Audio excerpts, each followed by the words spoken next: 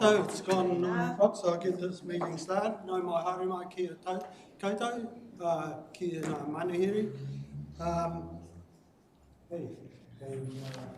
Rangi a tāhua, ko te rāpati.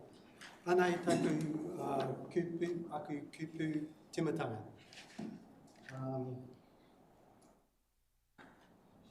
Kia tauna manaakitanga, kia tauna manaakitanga o te mea ngāro. Ki runga, ki tēnā o tātou. Kia māhei te hua makihikihi. Kia toi te kupu, toi te mana, toi te aroha, toi te reo Māori. Kia tūturu, ka whakamaoa. Kia tina, home e, hui e, Right. We do have some presentations coming up, but we've got just a little bit of business to get through first, so I'll get on to that. We've got apologies from Councillor Ria. Moved by Mayor Stott, seconded by Councillor Parata. All those in favour? Aye. Yes. Carried. So the confirmation of the non-confidential minutes, page 5. Just a couple of little things there. We do need to note that we did miss the last meeting from no business for this, so it's not noted, it should be noted somewhere, just in case someone's going to look at the minutes of the meeting that didn't happen. And the other thing is it should be noted that the meeting minutes that we are passing here, that meeting was chaired by Councillor Ria. It's not noted her as chair. On the at the end, it does note her as being the co-chair on signing off of the minutes, and that's not accurate as well. She's the deputy chair, not the co-chair. Just minor matters there. Any other matters arising from those minutes? Yep. Councillor Tupara. I just want to acknowledge Councillor Ria's support for the redevelopment of the Waingake domain that's mentioned in those minutes, and particularly her arranging Karakia for the renovation that will happen around the wharepaku. Okay. Councillor Foster. I don't know if you did declarations of interest, but I'll declare an interest in the CBD when the paper comes up. Right, yep. Nothing further, it's been moved and seconded. All those in favour? Aye. Against? Carried. No, the government's work plan, everyone's happy with that? Yeah. Okay. No leaves of absence, no acknowledgements and tributes. Just for the councillors noting, I'm just reversing the order of the public deputations. You see the first one there has been allocated 45 minutes. So just to be fair to Samuel and Dave, I'll get you up first so you're not sitting through an hour of something that's not relevant to you. So Samuel, if you want to step up with your deputation, and Dave, if you want to come up, it's fine. Up here, second.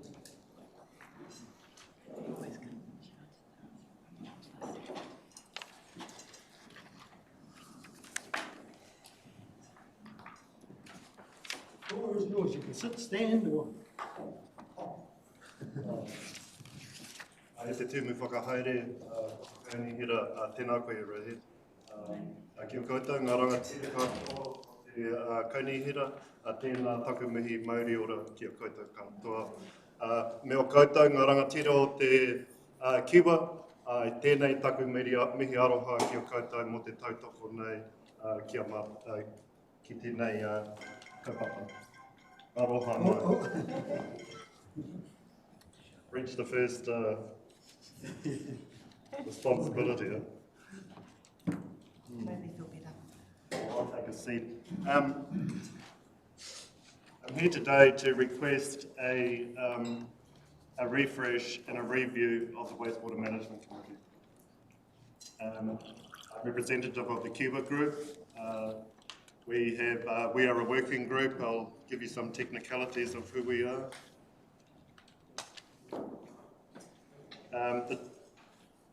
We serve as a key advisory body of wastewater management, providing cultural, environmental and technical expertise to inform decision making. We've had various causes have led to me being here today. It's been long-standing, and they are difficulties that are experienced at our level of advisory. And it's very, very long-standing. They produce inequities, and so a part of the reason is to come out with an equitable result where there is better, fairer representation. And to assist the kōrero, I'd just like to give a bit of background to how we got to this stage, the formation of the various groups that have enabled and given life to the Kiwa Group.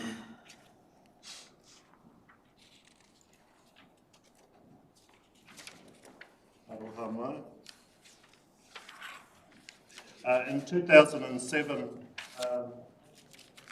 the wastewater consent gave birth to the Wastewater Management Committee. The Wastewater Management Committee, in turn,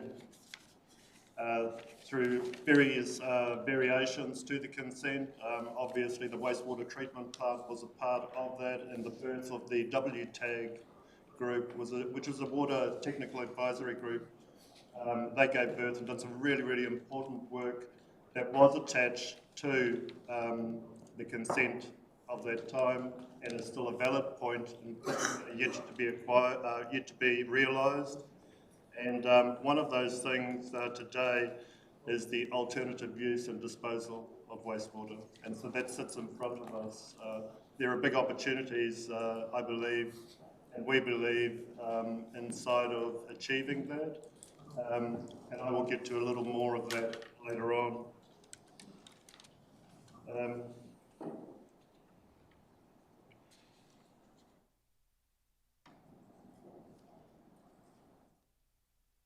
Cutting to the core reasoning of representation, there is an equitable representation between the Kiwa Group, who is made up of tangata representatives. Initially, the makeup of the group came from people who submitted against the consent, and they initially were representatives of what sit in the Wastewater Management Committee today, and made up of 4 Māori entities: iwi, Manuhiri, Aitanga Mahaki, Rongo Whakata, and Trodak. Trodak is a representative of all of those groups in itself. That there is, it doesn't give representation of who sit inside of the Kiwa Group. The Kiwa Group is made up today of, it was made up of those same parties originally, and then the introduction of Ngāriki Kaiputahi and Whānau Kai followed on. The issue never goes away. As it is with Māori kaupapa, mana of every party is always present. It's always being exercised, and in line with Council's piritahi policy, as well as the Te Tiriti Campus. I think there is, it's a prime opportunity for us to review the Wastewater Management Committee, to review it and to refresh it. And so that's the principal request here today.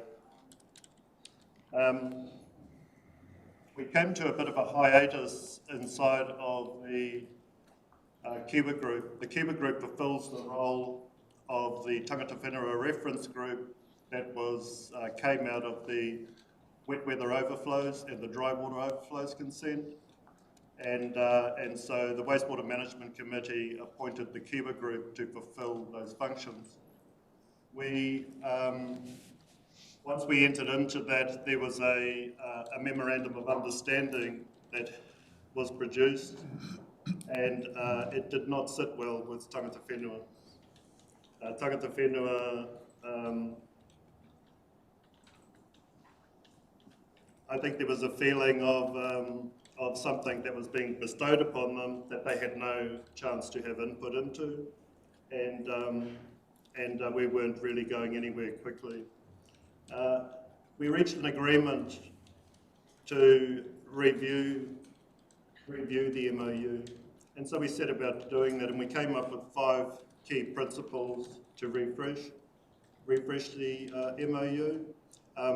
That's travelled the passages of council, it's been with legal, it's come back to us, and straight after this meeting we will be heading into a room to look at what that looks like and how it's come back against our recommendations. Those recommendations were largely around enhanced remunerations and support. That was number 1. And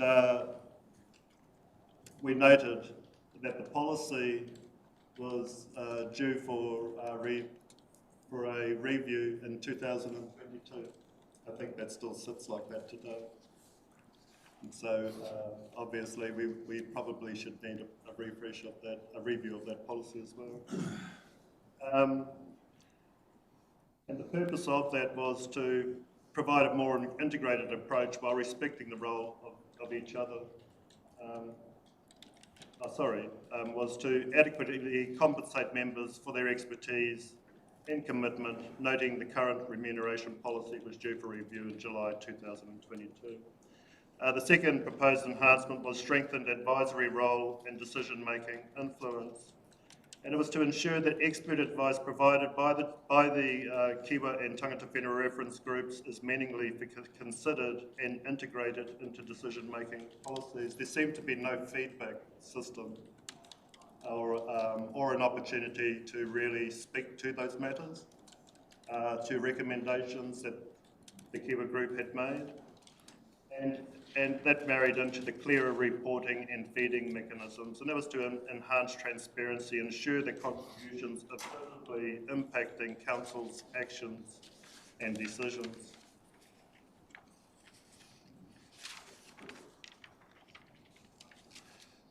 There was no conflict resolution mechanisms, and we were always in conflict.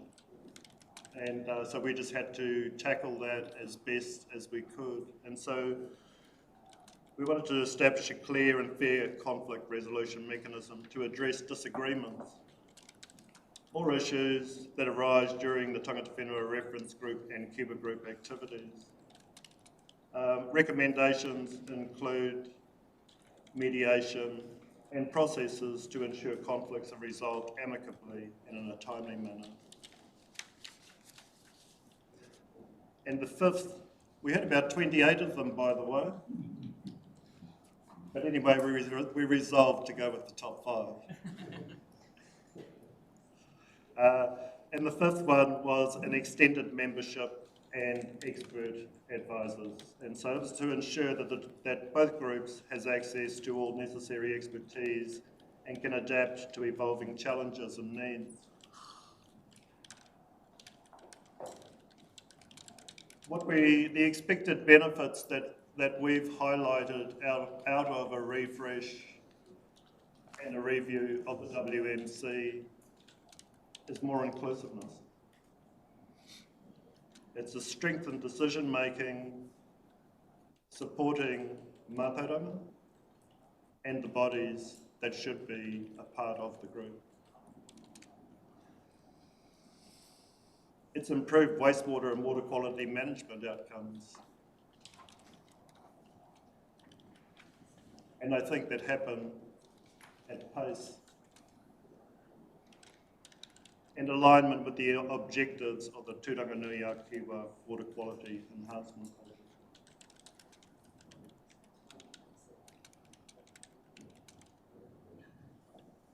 I think the next line of work that is out there, the alternative use and disposal of wastewater management, is really key mahi going forward.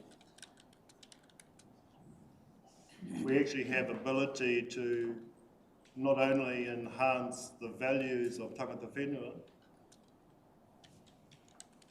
but also to assist the Tairāwhiti Economical Action Plan, to create better health outcomes for our people of Te Tairāwhiti.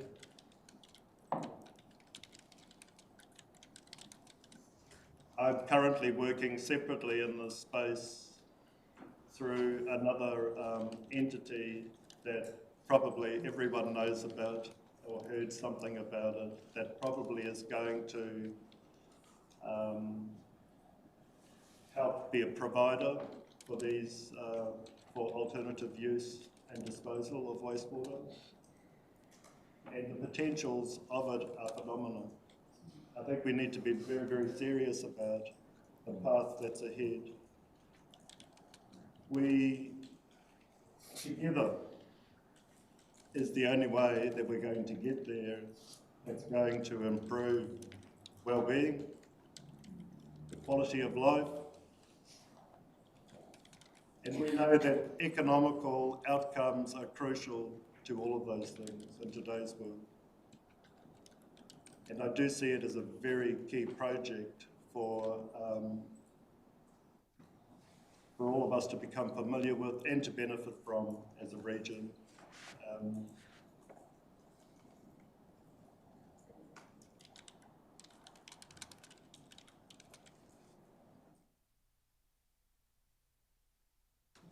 I'm also involved in the Tairāwhiti Resource Management Plan review inside of their Rota framework that it was accepted, it was unanimously accepted.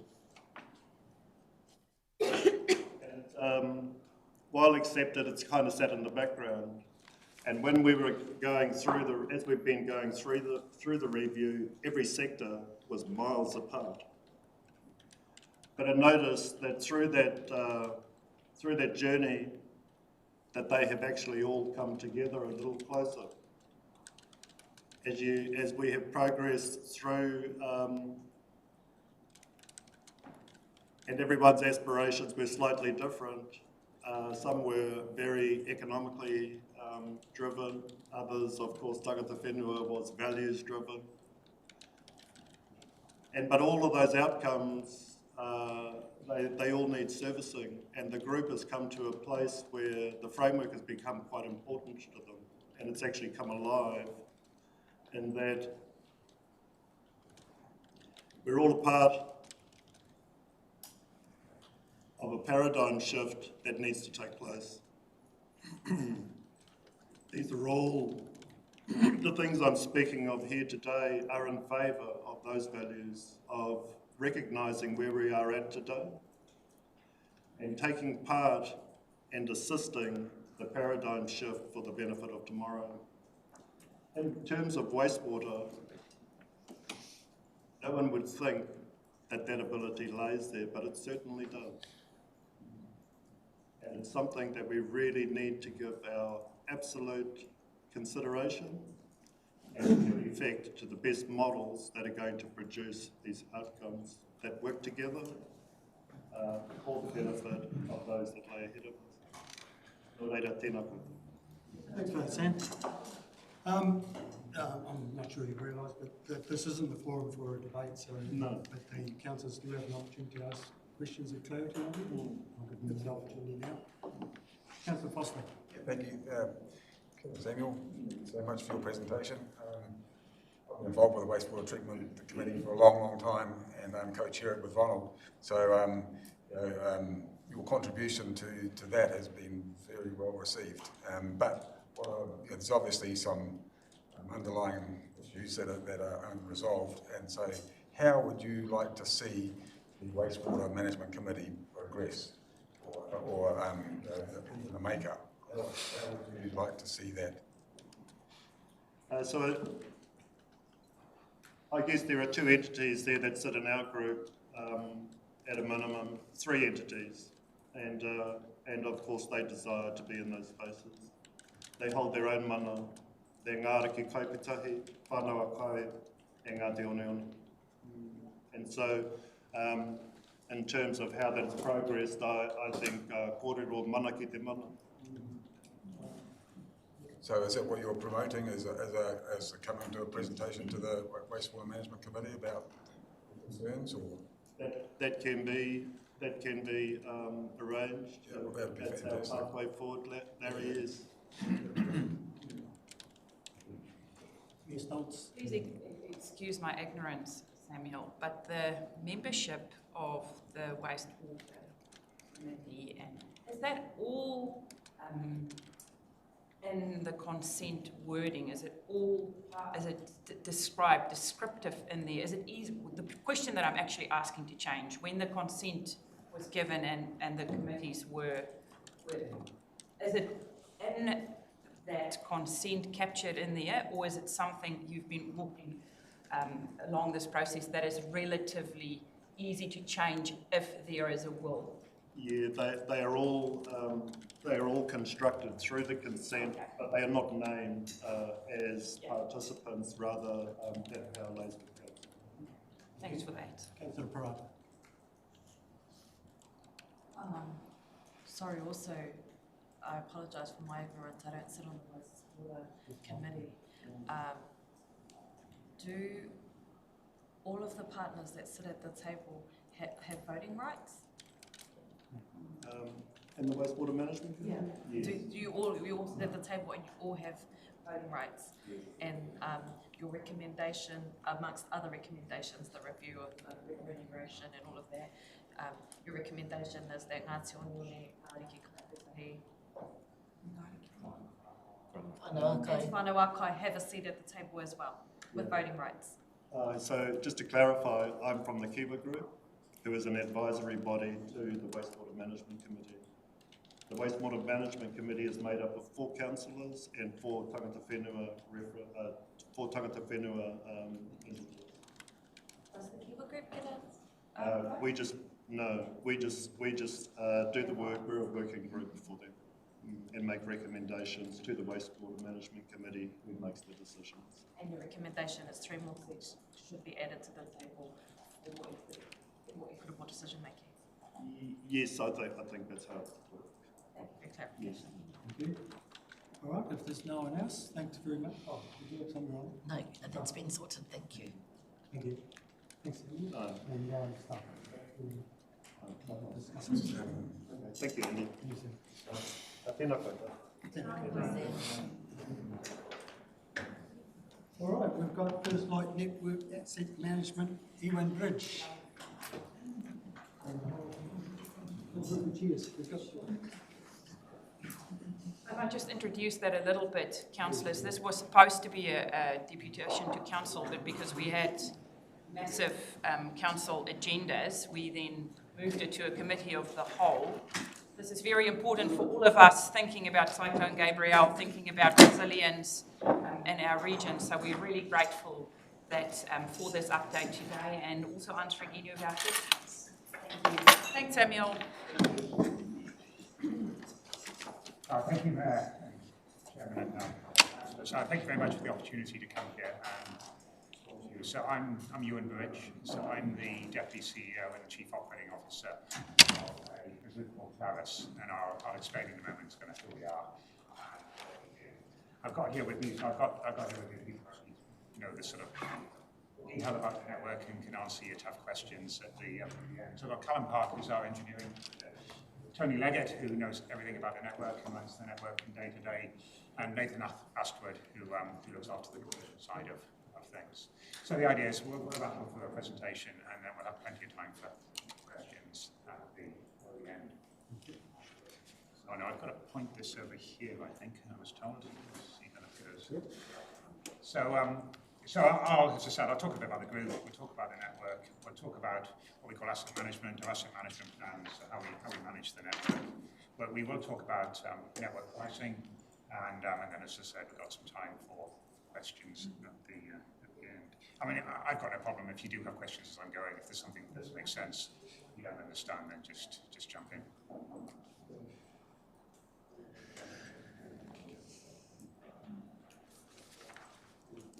Right.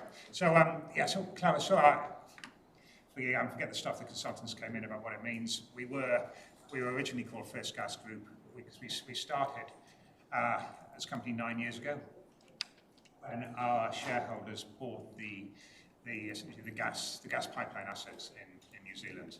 So we're kind of like the equivalent to Transpower. So what Transpower do for electricity, we do for gas.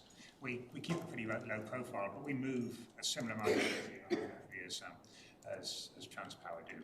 So we started in 2016. Our shareholders they're infrastructure investors. So we're an energy infrastructure company. What sits behind are essentially they're largely pension funds that sit behind the investors in these infrastructure assets. They're funds that are looking for essentially low risk but low return type investments. So they're not looking to sort of invest in tech stocks and these sorts of things.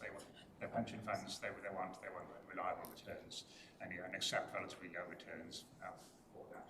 So we started in 2016 when our shareholder bought the pipeline assets of mainly from Vector. It says there we supply energy to around 500,000 homes and businesses around New Zealand. So what do we do? So I talked about our first gas business. So that's high pressure gas pipelines from Taranaki, across the North Island, but Taranaki up to Whangarei, down to Wellington, across the Bay of Plenty, down here, and around to the Hawke's Bay as well. So that's the high pressure gas pipelines. Then at the end of those, you have the distribution networks, which are lower pressure, and they supply the gas then to homes and businesses. So essentially there are three of those in New Zealand. Vector have the Auckland area, Karakia have the bottom half of the North Island, and then we have an area across the middle, so the Waikato, Bay of Plenty, here in Gisborne, and a small network down on the Kapiti Coast and up in Whangarei as well. So that's the gas side of our business, or the gas pipeline side of our business. We also have a business called Flex Gas, so that's a gas storage business. So that basically that takes gas when the prices are relatively low, injects it back into an old gas field, and uses it back when it's needed. Generally it supports what's called peaking generation. So when there's a shortage of electricity generation, we produce that gas back to thermal peakers that can start up very quickly to make moves in electricity demand. We have an LPG business called Rock Gas, so it's the biggest LPG retail business in New Zealand. So that's from the top of the North Island to the bottom of the South Island. And that basically supplies LPG through pipeline networks in some cases in the South Island, and then through 45 kg bottles that you might have, or bigger tanks at service stations. I'll get to Firstlight network last. Somehow our renewable business has dropped off this map. So we also have a business called First Renewables that has two projects that are I guess up and running or getting going at the moment. We have a biogas gas plant near Taupo. So that basically we have a partnership with a company called Gas. It takes all the food waste from Auckland, we truck it down to Karakia, and then basically through some sort of not magic as much as science, you turn that into methane. You convert that then into pipeline spec methane that goes into the pipeline network, the natural gas that's produced from producing fields. We've also just started work, so we've taken the final investment decision and actually started work on a solar farm in the Waikato. That'll be 150 megawatts, the biggest solar farm in New Zealand at this stage. So that's the first we hope of many. So I guess our vision is to build a materially sized solar business. So that's the rest of the business, and then moving on to why we're here today. Just over 2 years ago, so 1st of April. So I think we signed a deal back in November 22, and then we went through all the cyclones, and then we took over, which you know a lot more about than me, of course, and we took over a slightly battered network on the 1st of April 2023. So that was the Eastern network. We renamed that Firstlight network, and so we've been running that now for 2 years.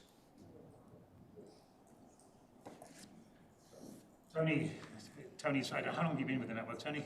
I started in 1980. So there is nothing about this network that Tony doesn't know. So I'll let Tony just talk a little bit about the network itself.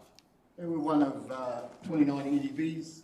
We're in the top half area, but we're in the bottom half for connections and revenue. So we have a large rural network supplying. We take 110 kV supply from Tuai.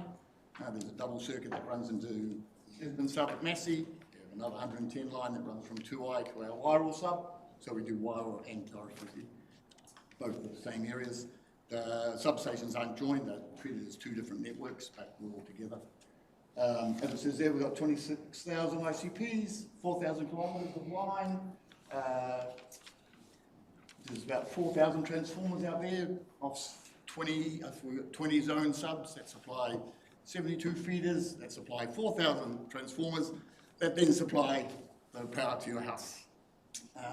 We are totally reliant on the line that comes from Napier, that goes to Tuai. So in Gabriel, that was the line that was out. Tuai is its own power station, but it has to be connected to the grid. If it's not connected to the grid, it doesn't work. And that was the reason in Gabriel we didn't have power, because the line, Redcliffe's at Napier, was so badly damaged. Our network was all right, we couldn't get it from Napier.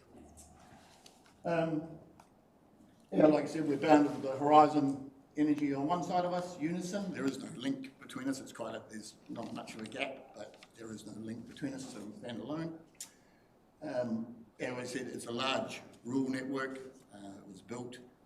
A lot of work was done in the 50s and 60s. We articulated the coast. So, as we know, the east coast is very long, so the lines run up, and then they go down the valleys, Tāwhiri Pārai, all the way into the valleys. A lot of them don't have ring feeds because they just go down the valleys. So if something happens at the start, the power's out. We saw in the cyclones, in the weather events, road access made it difficult, and they had a fault that we couldn't get to them. So we have a number of challenges. It's a large network, a large rural network, a small base, and yeah, Callum and then we'll talk about that and how we're going to keep renewing it. But it is a challenge, just like the council's challenge with the roads. We have a lot of challenge with the network, but we're working on it. We're now owned by Claris. I've been through a number of, I have about 7 different shirts, and there's many jobs in the network, but it's led by a good group of people. There's a very core group out here in Gisborne. They've had 10, 20 years experience. And then we're now supported by Claris, who are a larger organisation, so we get to tap into some of that resource. So I think from a network's point of view, it's quite a good step forward that we now have a bigger group. Claris have engineers, project managers, their structure is set up, the health and safety. So from the network, it's a regulated business, so ComCom keep a very close eye on us, so it can't run amok. You have to, and Nathan will talk about ComCom on the regulatory side. So I think there are some challenges as the load is growing. There's the talk about getting the 3rd line into Gisborne. We have problems with infill housing, it's not our friend, it puts stress on our network. And I am certainly, sadly, not a friend of pine trees. They cause me lots of trouble. Get me up in the middle of the night when they fall through our lines. So I'm not a forestry advocate, I understand, yes, but we don't really like them. Causes a lot of trouble. But, yeah, so that's basically that network in a nutshell. I think it's in good shape. There's work to be done on it, as all asset infrastructures there is, and there are lots of challenges. But I think we're in a good place to attack those challenges. Thanks, Tony. I should have mentioned, George Drysdale runs the network here in Gisborne. George, I think maybe I met with him. George apologises he can't be here. It's his daughter's graduation today at Waingake, so quite rightly he's chosen to be there, not here.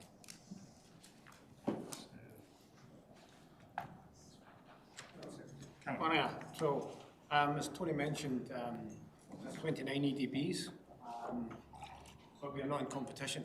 So we're actually regulated by the Commerce Commission. They tell us how much we're allowed to spend and how much revenue we're allowed to make. And that is based on a 5-year allowance. So every 5 years that's reset. And there's negotiations going with ComCom, etc. And all of that involves how much the user has to pay. There's a lot of emphasis on that. They have just recently set the new 5-year period, so that kicked into place the 1st of April this year. So there was a lot of work done last year to pull together what our plans are for next year. As a regulated business, we are required to provide an asset management plan, and we update that annually. We have years where we'll update it, and other years where we'll do a full asset management plan, and that's looking forward 10 years, so everything that we haven't looked to do in 10 years, and that covers growth, asset replacement, any initiatives that we have that we're working on. The budget, we've got CapEx and OpEx budget. Obviously, the CapEx budget has been set at 20 million a year and OpEx at 17 million a year. We've got a lot of work to do. We need to work out how we're going to spend that. We've got a lot of activity we know we need to do. But that mainly is around asset maintenance and renewal.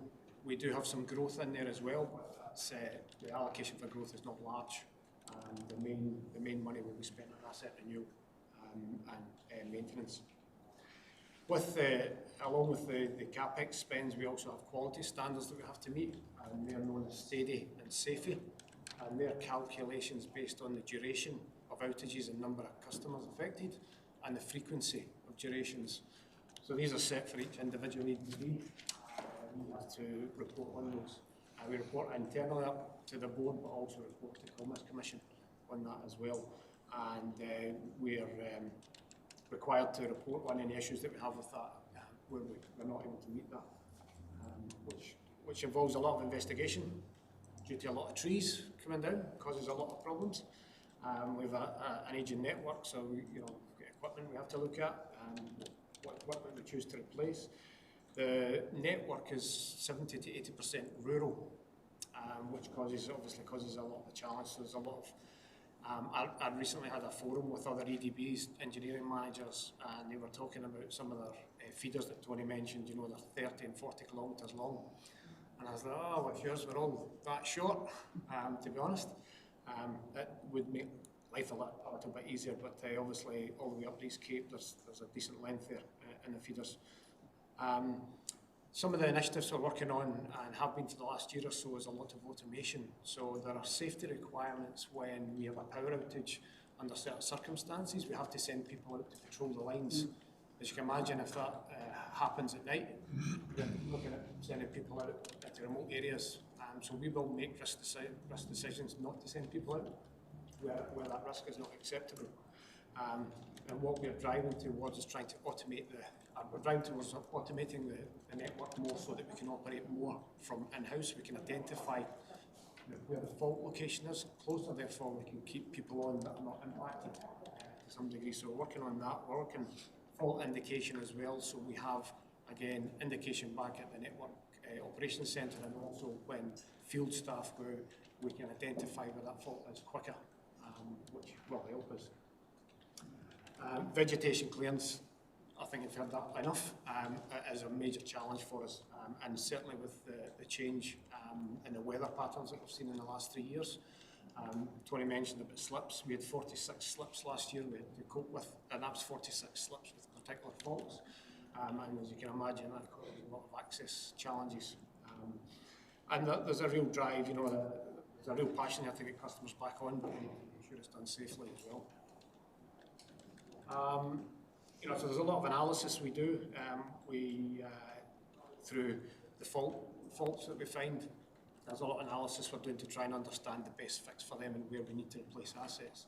And that all falls back into that long-term asset management plan. That's all I've got. I don't know if there are any questions around that. Yeah, no, thanks, Callum. I saw a couple of you were taking photos. I'm going to leave you with these slides. What I should say as well is, all of this is publicly available information.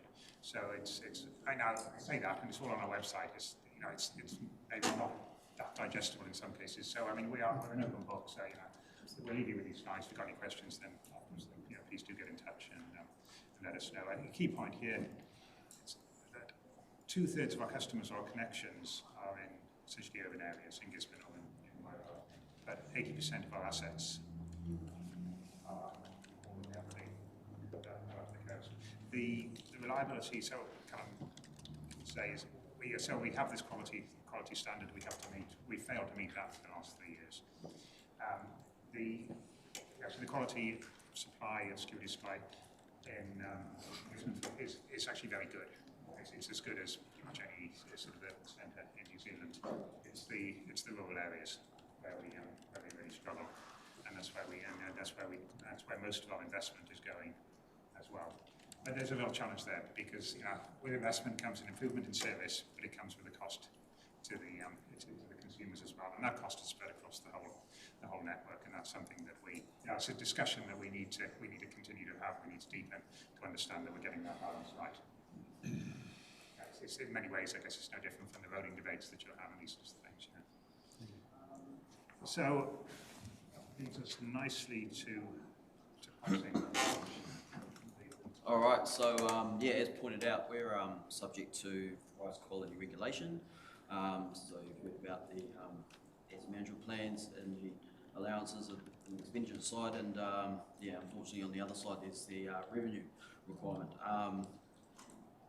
For 1st of April 2025, the allowable revenues went up from 2.7 million to just under 40 million, so a 22% increase, which is, you know, quite large, and in comparison to 21 to 25, there were some increases, actually some decreases there too.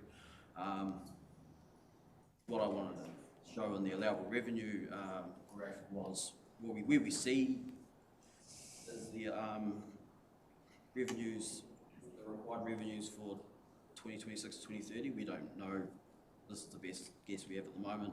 What I've got on the line there is the weighted average cost of capital. That's been set by the Commerce Commission as our regulated rate of return.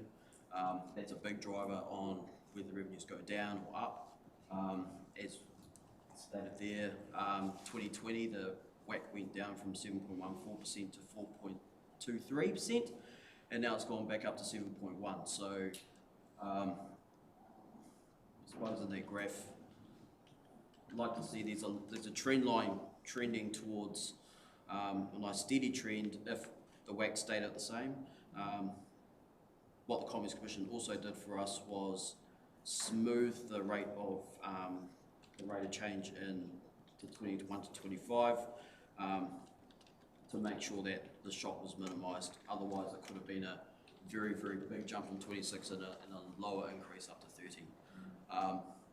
Our prices that we set, they're effective 1st of April 2025. We consult with retailers about these changes in our build-up. Our focus was to minimise shock, as well as maintain our cost-to-serve model that takes the prices below group. We bill the retailers, and the retailers will then bill the consumer, so we don't know what the retailers are going to do. We suspect they'll put the prices up or absorb that we don't know. So what I wanted to illustrate was our influence on our prices is on the bottom right diagram there, 37.5%. This is from the Electricity Authority. We also on bill the transmission side of the charges as a pass-through cost. Transpower charges also went up. They also had a regulatory reset as well. So that's also factored into the revenues on the top right. But what I wanted to illustrate was we believe our influence is 37% of the final bill. And on the bottom right, the line charge impacts. I've chosen the two largest consumer groups, domestic standard and the lowest, the general commercial tariff, just to illustrate what the shocks would be. A, on the lines charges, and B, on the final bill. So we would anticipate with a 21% sort of impact on lines charges, there'd be about an 8% impact on the final bill. Going forward, the graph has a trend of about 12 to 13% increases over the next 5 years. So I guess about 4% maybe impact on your final bill. But as I said, we bill the retailers will bill the consumer. So yeah, we don't have that visibility. No, thanks, Nathan. And you can't sugarcoat it. I mean, these are significant changes, and we recognise that. So there may be to summarise the picture in the bottom right there gives sort of a breakdown of your typical electricity bill. Around 37% of it is related to the cost of the infrastructure that delivers the electricity to you. 30% is the actual cost of the generation, and then there's a breakdown of the rest. The way that Commerce Commission essentially work out how much you're allowed to earn is based on how much you have invested in the asset, how much you're planning on investing in the asset, and then the return you should be allowed to make on that.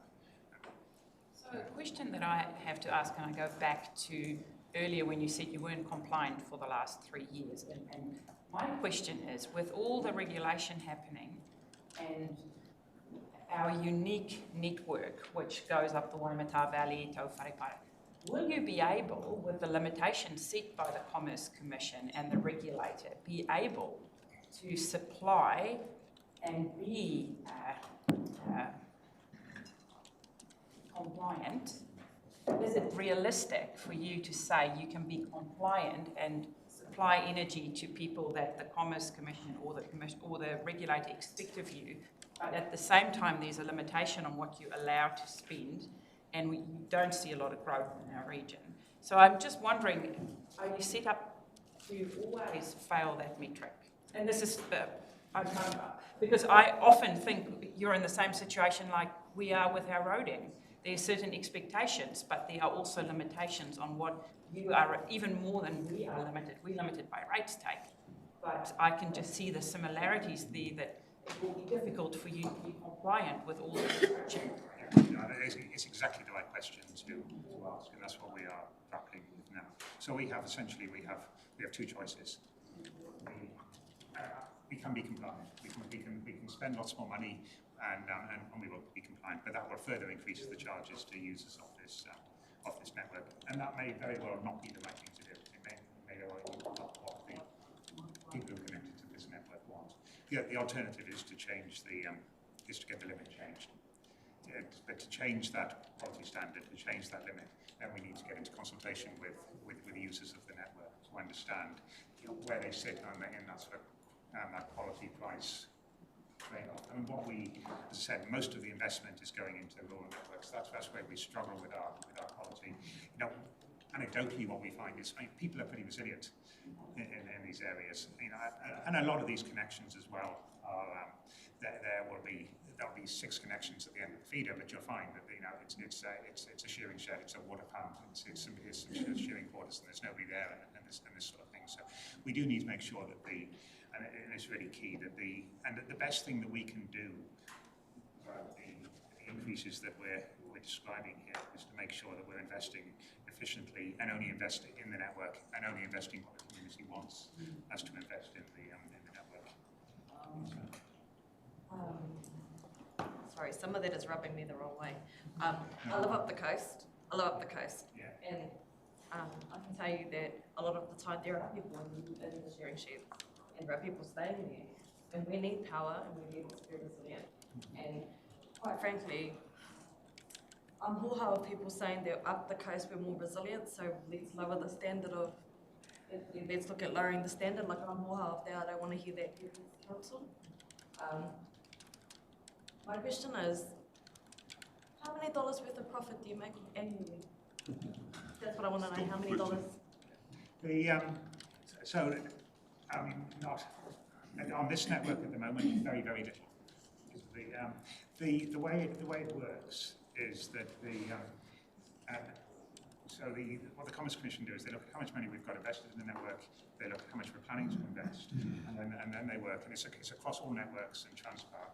They look at what a reasonable return on that investment is, given the risk and what I described before, the low risk but low return nature of this business. And they come up with what's called a weighted average cost of capital, so how much money you're allowed to earn, which is linked to reserve bank interest rates essentially, which links to the interest that we have to pay on the money that we borrowed to buy this business. So the short answer is no, it's not a great deal. But you don't know how many. These are not high profit businesses. Okay. The other thing I was just wondering is that I understand that you don't have power and influence over how the retailers are billing the consumers, but is it unethical to not know?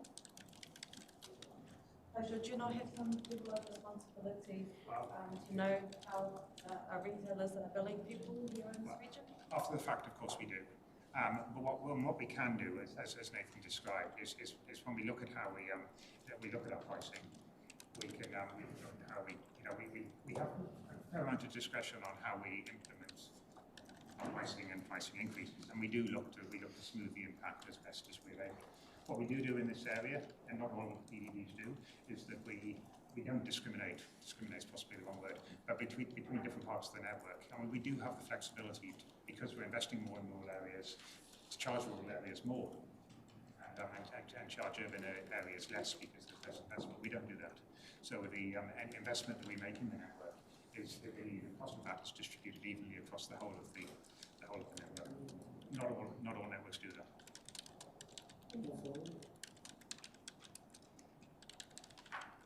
Sorry. Yes, Eastland Group justified the sale of the network because it was saying that green line was going to flatline, and as we see, and as was predictable, the orange line is now increasing. You guys are getting more money to play with, and you are going to have more ability to show a profit. And your CapEx was flat, very flat, so that's not increasing, and I assume you can keep your OpEx down. So that shows us that you guys are looking forward to increasing profits. Am I right? No. What it's telling you is that we're looking to spend what we need to spend in the network. As Tony described, it's an old network. It's not in bad shape. It does need a significant amount of money spent on it, and it needs that for two reasons. One, because it is old. We have 16,000 wooden poles, and 25% of them are over 50 years old. They don't last forever. They will need to be replaced. So there's this, and then this is no different from any other network across the country. So there's significant investment that needs to be made. A couple more questions. Will you be, and how will you be, encouraging private solar in the region? Have you got any thoughts on how you can stimulate that? So I think there is obviously there's significant interest. I think we have only 50 megawatts of I guess interest. We've having inquiries from people who want to connect to the network at the moment. What we can do is make it as easy as possible for people to connect. Noting that there are changes. It's not just a case of sticking up your panels and plugging them in. There are changes that we need to make to the network. This part of the network uses about 50 megawatts. So we would go from being, when the sun is shining, being completely supplied by the solar system embedded in the network. When the cloud comes over, suddenly all that turns off and you've got to take power from the grid. So that involves upgrades to our network in order to be able to deal with these sorts of fluctuations. But absolutely, we're wholly supportive of it, and it's our job to make it as easy as possible, to not be a barrier to these sorts of investments. And last question, we discovered our water leaks run at about 19%. In your gas network, what is a tolerable leakage percentage, and how do you manage that? Well, I guess there's probably two parts to that question. We talked about our quality standard, so it might be a proxy for leaks in a water system. The other, more directly, I guess, the leakage that you get in an electricity network is simply what we call line losses. And ours are relatively high, but it's just a function of a very long and skinny network. The power comes in at 2 RMA, get it all the way up to Hexbay at the top. So sorry, I was referring to gas leak, which is... Oh, sorry, the gas network. Methane, which is one of our most damaging gases. You run the whole country's network. Yeah, so it's the other part, the other part of our business side.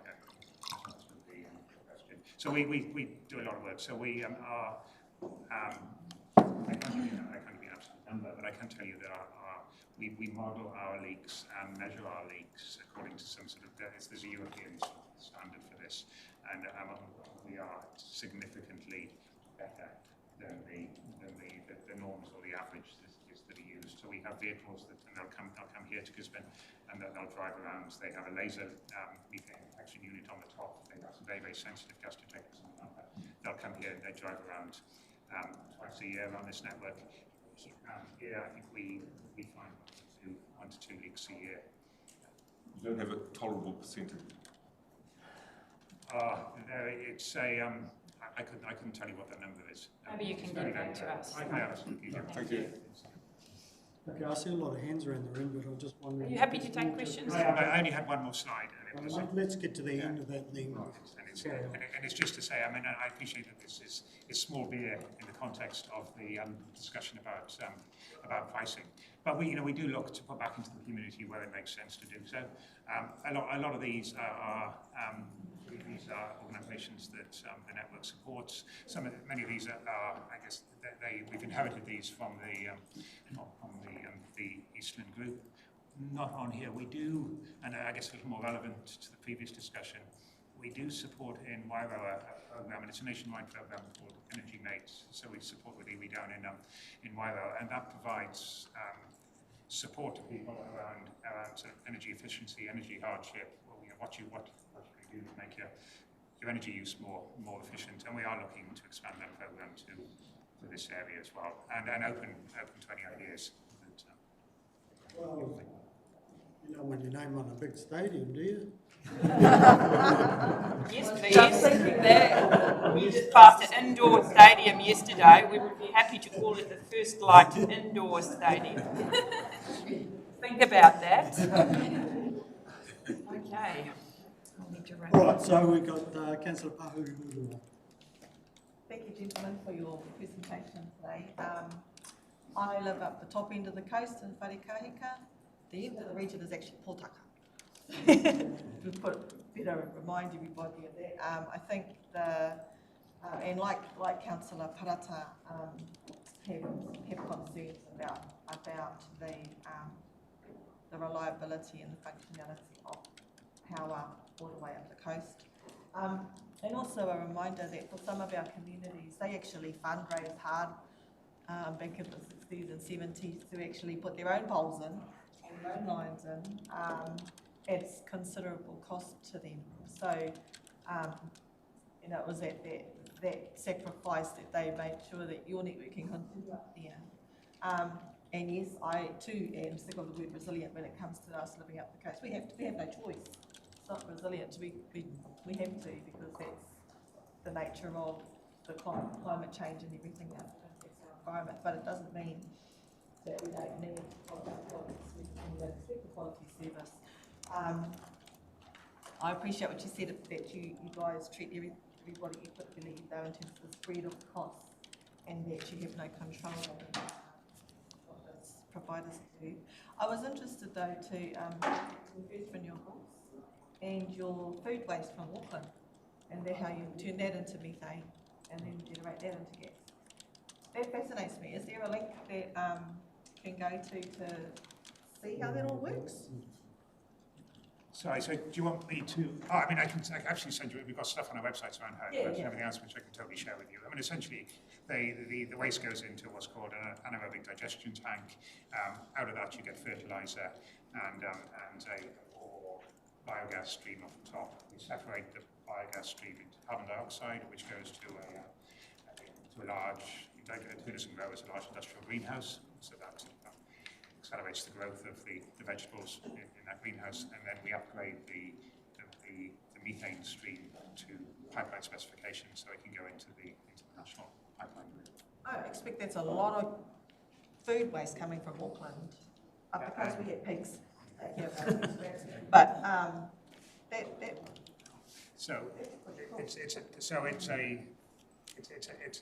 roughly meets the way it works. The gas can be sold anywhere, but it roughly meets the demand for gas.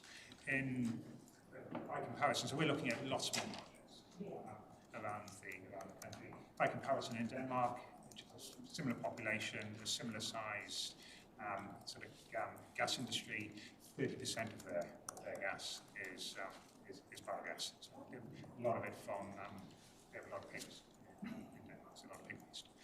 Thank you. And I acknowledge your and thank you for your pushback on my resilience comment. That was probably clumsy, and it's certainly not intended to mean that you should put up with what you get. Quite the opposite. But just, I guess, the point I'm trying to make is that we don't want to overinvest either in our networks. We can get that right. Thank So, you. because I understand the coast and we do a lot of faults, and so one of the things we did was we have generators at Te Aroa, Revitalization and Tukumara Bay. So a lot of times there's been when the coast is on and the rest will be off. So we recognise the coast has been a difficult area. So we added resilience by. It's not everyone's cup of tea, the generators, but I'm sure the people enjoy when the power comes on. So and the generators are a significant part. So we are, trying and have other alternatives and try and look after everyone. But we certainly, yes, the coast is supported with these generators because of the difficulties we have, because it's such a hard network to maintain because it's so far. So we put the generators in to help with that, and they do a great job in keeping the top end alive. Councillor Telford? Yeah, two questions. First one is the actual capacity and the ability to hook up. I know in Maha here, if you want to build a house there, currently you can't hook up to the network. And that seems pretty archaic in the modern age that we live in. Why is that? What's the problem there, and why can't you actually, the capacity isn't there to hook up? People are building houses right next to a power line and having to put solar on their roofs. I struggle with it. Can you explain what that problem is? Yeah, so we are, as you can imagine, we're very aware of that. We are working on that. We will fix that. But Tony, maybe you can furnish more detail. The problem we have with Mahia originally, when the supply comes from Wairoa, there's a line that feeds out to Tānui and a line that goes to what we call Black's Pad. It's just before the Mahia Peninsula. And then the line goes from there. So it's a very long spur. And what happens, we need to move the infrastructure. There's a plan to move the infrastructure, but that is quite a difficult job. We want to get the substation closer to Opatama, and then we can supply those people. It's to maintain, we have requirements to maintain the voltage to certain levels, and at the moment we can only supply the voltage. We're constrained to the people that are connected there, and that's why they put the constraint. We've been looking for a while now. I just went to a meeting yesterday where we looked at the long-term plan, how we can step, and yes, Mahia is right on one of the top ones where we want to be able to move that substation, enhance our network, and then we'll be able to, we're going to, I think at the moment, we were going to do a short-term one where we should be able to get some more, and then we've got a longer-term plan. So we're well aware of Mahia, and everyone, like I said, I guess one of the challenges is you lose energy the further away, so there's any energy lost along the line. And it's at the end, sadly, it's coming all the way from Wairoa. It's just the way the network was built, and the growth has outstripped the network there. The area had phenomenal growth in the 90s, everyone subdivided, and we realised we could only stop it and say until we came up with it. And getting a full-time solution is hard. It's hard to get easements across land. It's hard to find land to put a substation on. Everyone wants a substation, but no one wants it on their land. It's quite a bit of expense. Yes. It's a challenge. Okay, thanks. Hang on, I did say I had two. Oh my goodness, same as yesterday. The other one is having lived at Waipoa Station for 17 years, right past Wharaturu, and is there something council can do or we can do as far as regulating around planting trees within a certain distance of power lines? Because it just seems a pointless exercise, allowing pine trees to be anywhere near power lines, and then having to go out in the middle of the night and people not having power. So it seems like there could be a huge cost eliminated from the actual ongoing running costs of keeping that network up and going, and can be put into the actual capital expenditure side of it. But there are regulations. Yeah, well, they're not very well adhered to, that's all I can say. certainly works here because I got a tree down last week. The problem is the regulations they talk about what we call out-of-zone and in-zone trees. So the regulations are what we call in-zone trees. They're a different distance. For the 110, they must be 4 metres away. For the 11, they must be 2 metres away. Anything out-of-zone, there is no regulation to help us. There is the regulation for the in-zone trees, and there's notices and must-cut notices, but for what we call out-of-zone trees, it's a big challenge. It's one of our 25%. No, 90% of our vegetation issues last year were out of zone. And there is no regulation. There is nothing to help us. We just have to. And pine trees are the worst. What happens? The pine trees corridors are quite good. To be fair, the forestry owner keeps his corridors up. What we're finding is 3 trees back. When the wind blows and they're 40 feet tall, they go through the line. So it's one of our challenges, and I guess what's adding to that as well is has actually caused growth, quicker growth as well. So it's against us.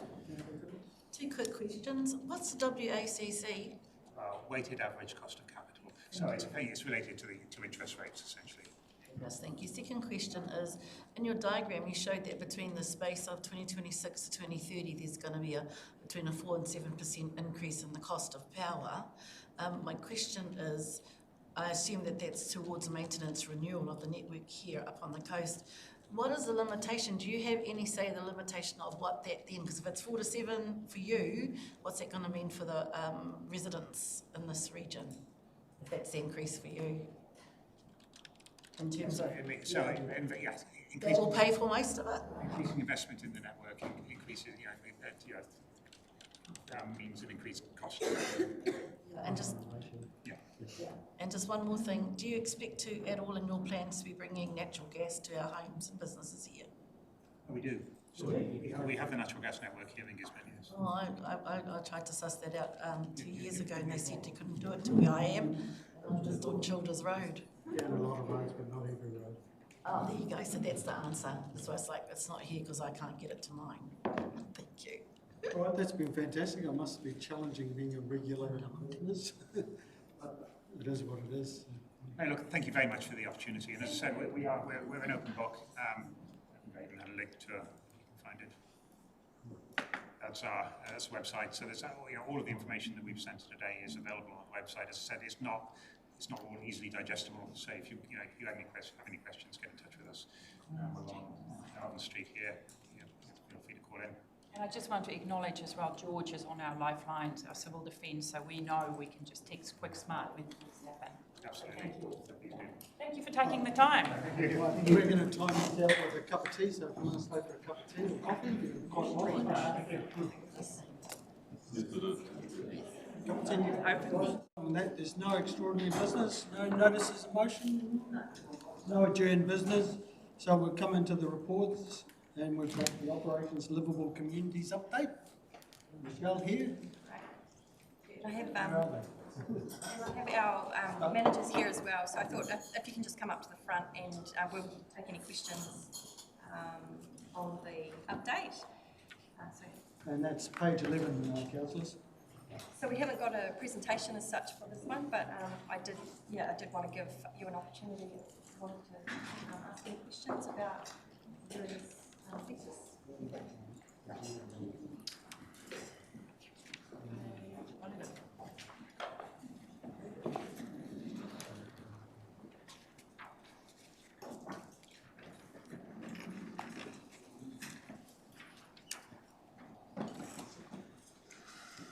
Right, so we're taking it red, so we'll go into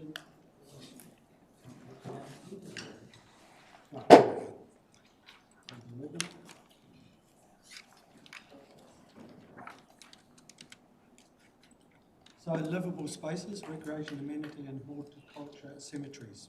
We'll deal with that first. Anyone got any questions on that section?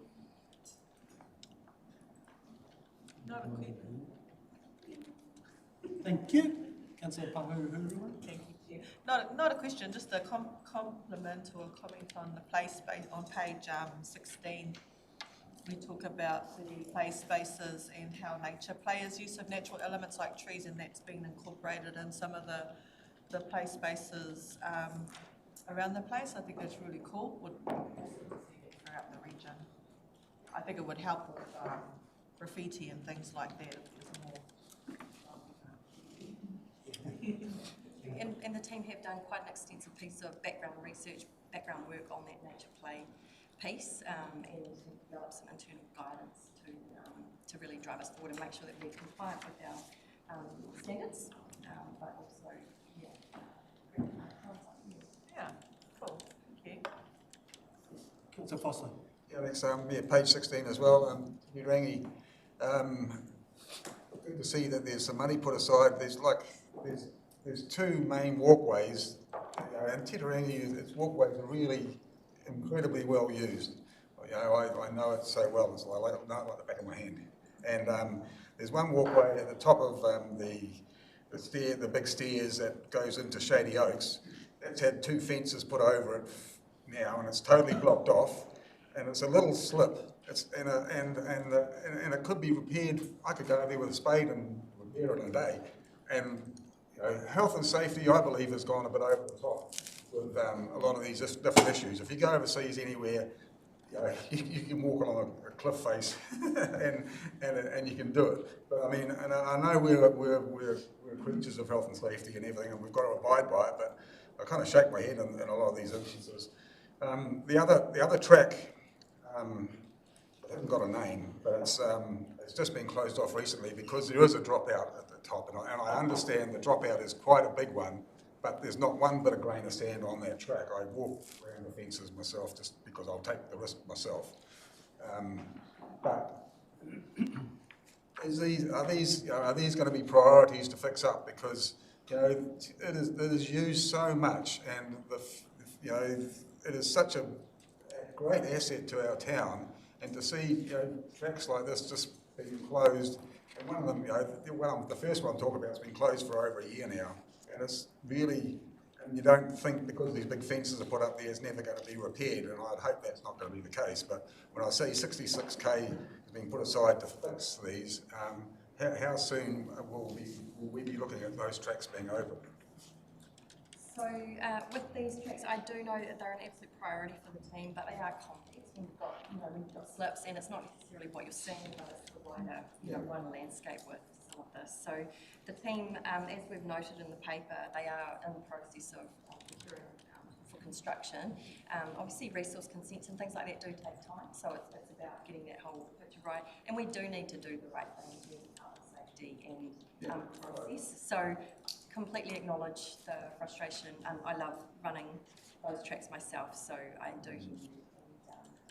I know the team are making it. Thanks for that, and we'll note Councillor Foster's offer to fix the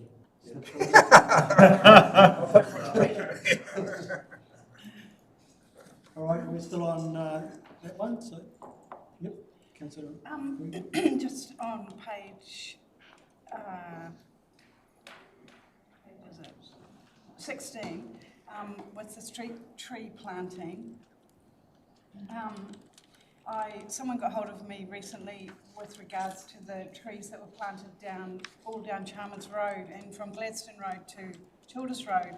Someone had broken off every single branch of those trees, every tree, every branch, and just left the trunk, which is really devastating to see. And I'm just wondering if that's the case with any other of the plantings, or if that was just an isolated case. I understand it is, I would have to come back to you on that in terms of the trends and numbers and cases that we are seeing, but yeah, I think it is a thing that does happen, but we just have to work with it and make a decision about whether we replace or... Yeah, there's a real history of oinks. I mean, it's not only the breaking of trees, it's that we do plantings and some people pull them out and take them away, so it's an issue which is tricky. And it all costs. It all costs, yeah, exactly. Councillor Parehiga. Thank you very much, Mr. Chair. Just in regards to the street tree planting, I'd like to ask if we could get a more fuller report in regards to street trees in the future, because, and again, just to take us back to previous street tree decisions, we had done the work, and it's very apparent that particularly the Elgin suburb is massively underplanted in regards to street trees. We have, you look at some of these other examples, just that street that's right across the road there, beautiful street trees all along it. And the reason why I'm asking for a more higher level view, and even a map, actual higher level view, is so that us around the table are able to fully understand how underplanted and how under-resourced Elgin is, but also help us track the intention of us wanting to plant in Elgin, because that's there. We've had conversations with Whiti Ora Tairāwhiti around connectedness of Elgin into the city, all of those kinds of things. So, I mean, this as just as a person that's in our community, I like going, oh yeah, Valley Road, Chalmers, etc., getting more trees, but are we planting more trees in places that already have trees? And are we making a concerted effort to actually put trees in suburbs that don't have any? Any other kind of social amenity, community amenity. So, So something of that, I guess, high strategic level would be great through the chair. Supportive of the direction that we're going in, but would like us to make sure that we're continuing it in regards to that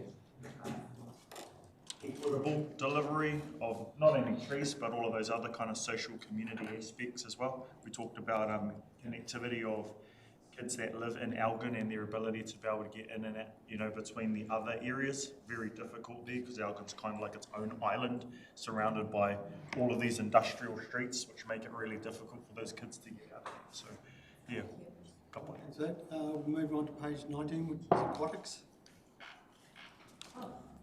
Oh, do you have something? Sure. 23 is where I'm at. Oh, no, you're right then. Yeah, so we're on page 19, which is aquatics. I did have something I just wanted to bring up. I was heavily involved right from year dot for getting the new pools there, so I visited a lot of pools around the country.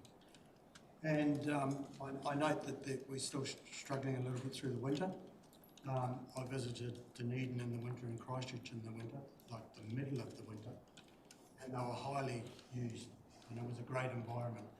And I don't think that our community understands now that, hey, the environment down there is such that you can have fun down there in the middle of winter.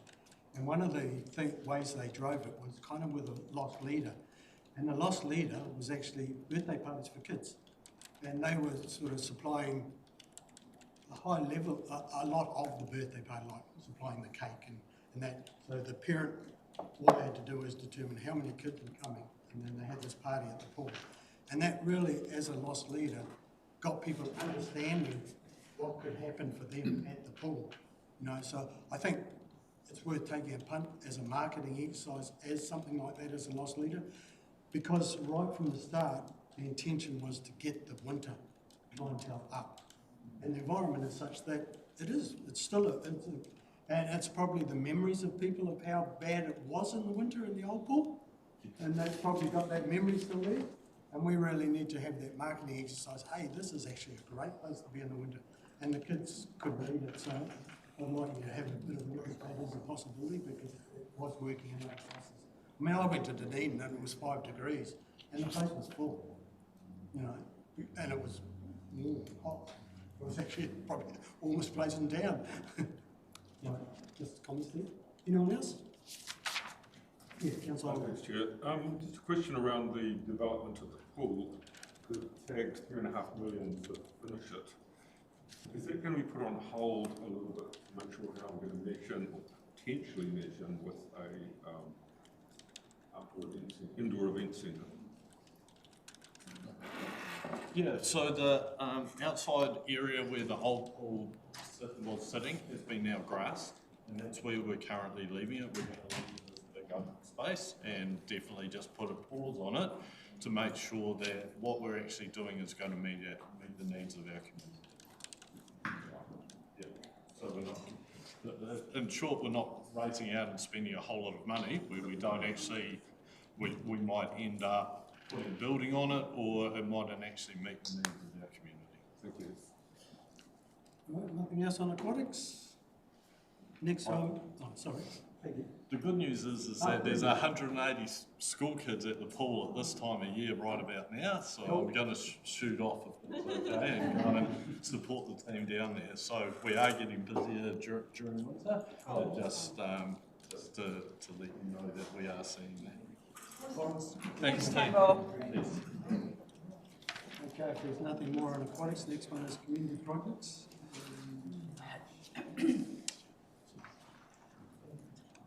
What page are we? Just trying to find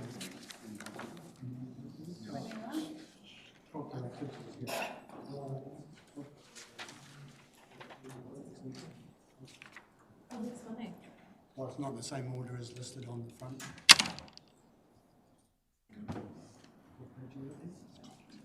Page 21.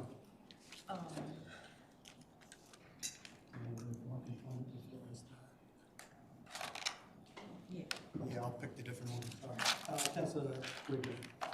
I was just wondering what's happened to our public arts trust, was it called trust? Arts in public places? Yes. Finished. What's the word I'm after? Rolled it up? That's not the word I'm after. Rounded up? Wound it up. But what's in place of that then? Who's making decisions about public art and where does that sit?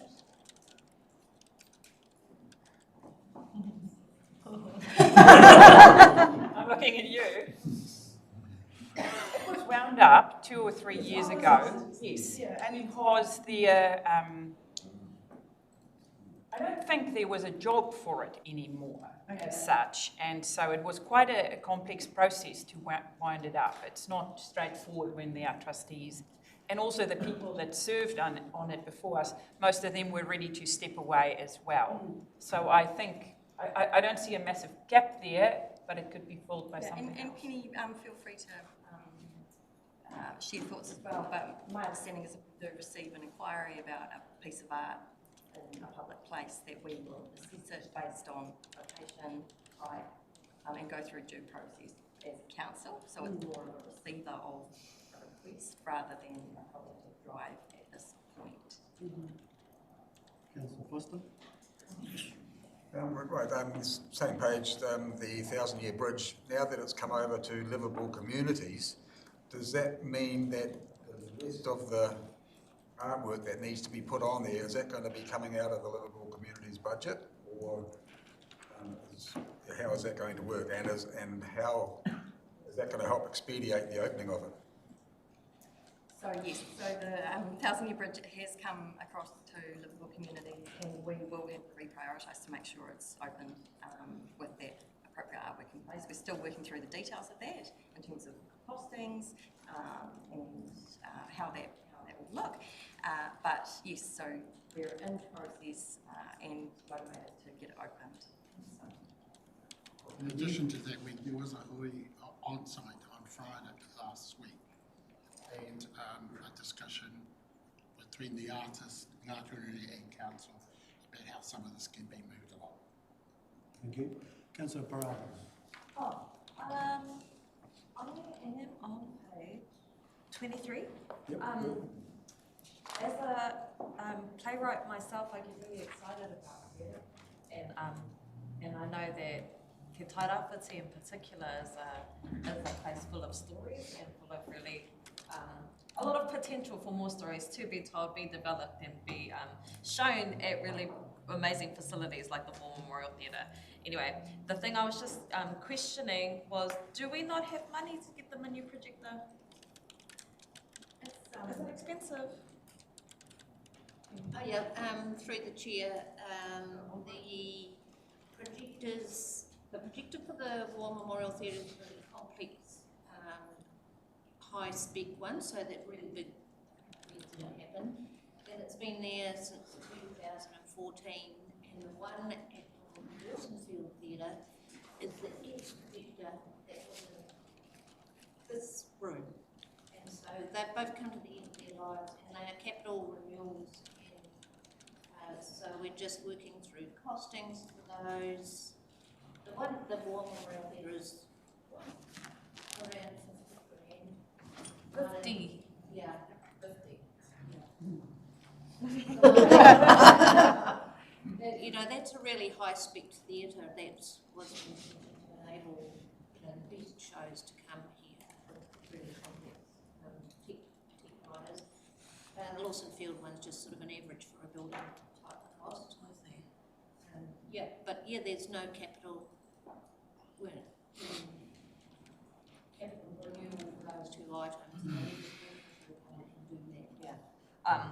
One, I think that that's a really important piece of mahi, so that both of our facilities can be up running and as high spec as can. The other thing I think is that kind of a carry on from what Councillor Gregory was saying about public arts, is that there might be a space for a small committee to be thinking and advising on that space and about how potentially we can support, grow and improve the opportunities for new works to be developed. It might not be visual art, it might be different types of art, but I do think that there's a small space. I don't think it requires lots and lots of energy, but I do think that there's a gap there for emerging kinds of arts to have a space, to be using the spaces that we have available, and for us to be making those opportunities available to our rangatahi, not even just rangatahi, to anyone who might have an idea, a story, or something that they need support in navigating and or developing and or mentorship in that space. So that's my little plug and play that toko. Total. Thanks, Amy. Moving on, page 24 is integrated catchments.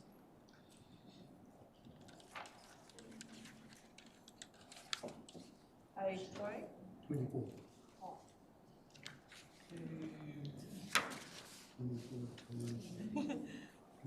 26, so it's a short one. Okay, if there's nothing on that, then we've got the regional biodiversity transformation, page 27. Oh, you did it, something. Councillor Telford. Just an observation. Just looking at page 25, just on that attachment there, the photo of a gully there being planted in poles, but also wooden things across the gullies, and I'm looking at that going, is that sort of a plan to roll that across the whole catchment? Because if that's the plan, that's just out the gate.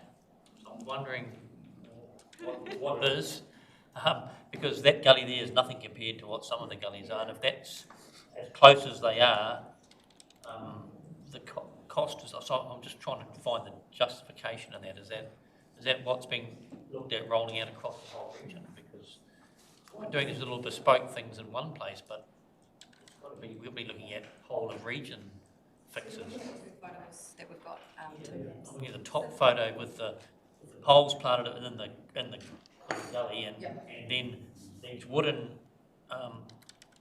things stopped so they basically silts up. But I'm looking at how close they are, and thinking that's not a very big gully compared to what the amount of gullies we've got around the country. So I'm just wondering what it is, and is it what's being looked at? So these are this is just an example of a type of system that the likes of Kerry and others who have extensive experience in the region are using, have trialled over numerous years, and this is part of a much wider view of that catchment in particular. So it's about reducing the flow of sediment down into, in this case, and I believe I've been to this site, particularly, but it's where there's a significant roadway or piece of infrastructure at the base where this actually prevents a large-scale issue. So there's definitely a lot of knowledge behind this, and they're not just all over the place. They do have some thought in behind where they're prioritised. You note the resourcing challenges for that sector. Okay, page 27 is regional biodiversity transformation.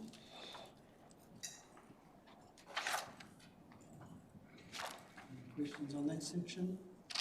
Looks like someone got that one. Solid waste, page 31.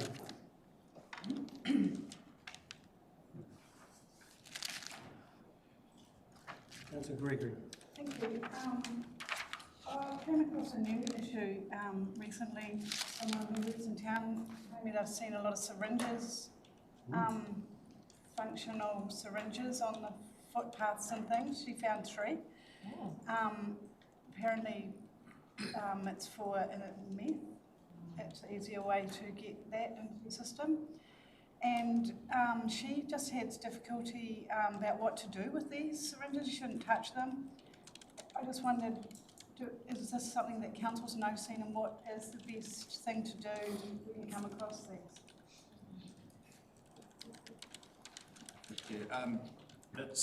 So syringes is something that has increased, not noticeably increased, but there has been some increases of instances where syringes, be it medical use or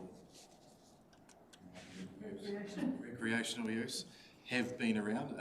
Not so much in the CBD, that's the first I've heard of that, or around town. So a lot of it's been around parks and reserves, Titirangi, a couple of areas in town, reserve and park areas where people have been doing it. And our process at the moment is that we generally contact Rec Services, one of our contractors, and they have the means to collect that, and they've got a little syringe bin that they put it into and get it disposed of correctly. we've been trying to work with the DHB on just what we can do around town for that issue, and specifically around the medical use. You know, there is means that they can take their syringes back to chemists to have disposal correctly. We have found some where they haven't done that, and they have been found in rubbish bags. There's been a couple in the last month where our waste management contractors have been scratched by something.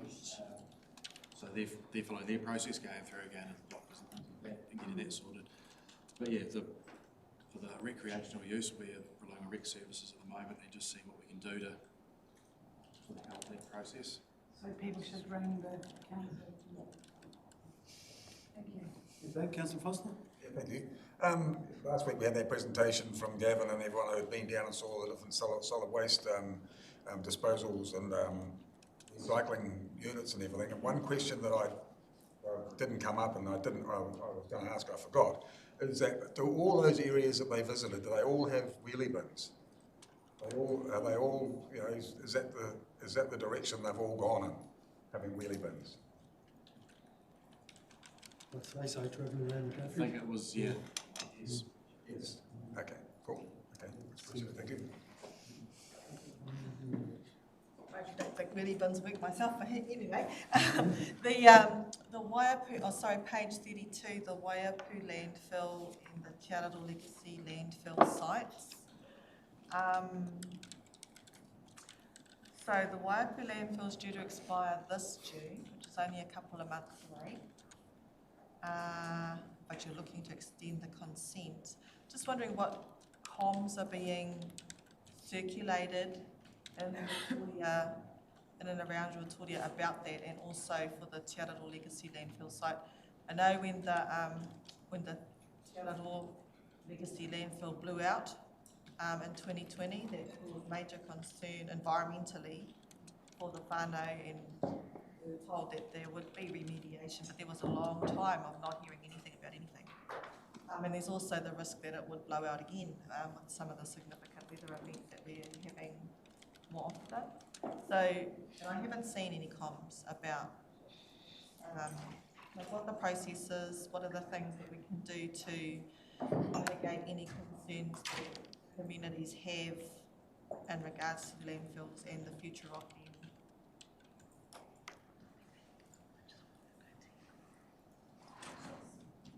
What's the specific The question's about comms and how are we making sure that, because people are getting anxious as time is getting closer to June the 25th when the Waiapu landfill is due to expire, and also similarly the Te Araru one is coming up. So I haven't seen any comments out there to let the community know, well, what does that mean? Because they're all thinking, what happens to my rubbish? Where's it going? What do we do? Do we need another landfill? What's going to happen to that one, which in Ruatoria, which is right by the river? There's all of those concerns too. Just what are we doing to communicate the plan or engage the communities in the plan? So Phil, you might be able to add a little bit to this, but I acknowledge that it has been reasonably quiet in that space. So we are, like with our, as we have highlighted in the past, we're looking at a wider sort of program of solid waste to give dedicated resources. And as part of that, content engagement is critical. So what I can say is that it's front of mind, and that specific example, I will have to refer to Phil for what content we have done to date, and what we plan to do as well. So there has been limited comms today, and that's something that's being worked on now. So we're looking at the process of what needs to happen, which is the resource consent and the comms plan. So we're working through both of those now to get some comms out and to have that sort of resource consent timeline so that we can actually talk about it without clearly know what we do. All right, thanks for that. Okay, so the recommendation is just a noting report, the recommendation on page 11, I remember. Moved by Councillor Gregory, seconded by Councillor Pahu. Anything further? All those in favour? Aye. Against? Okay, thanks for that. Get back to your day job now. Okay, page 34 is the City Centre Revitalisation Program update. Is Diana here? Page 34.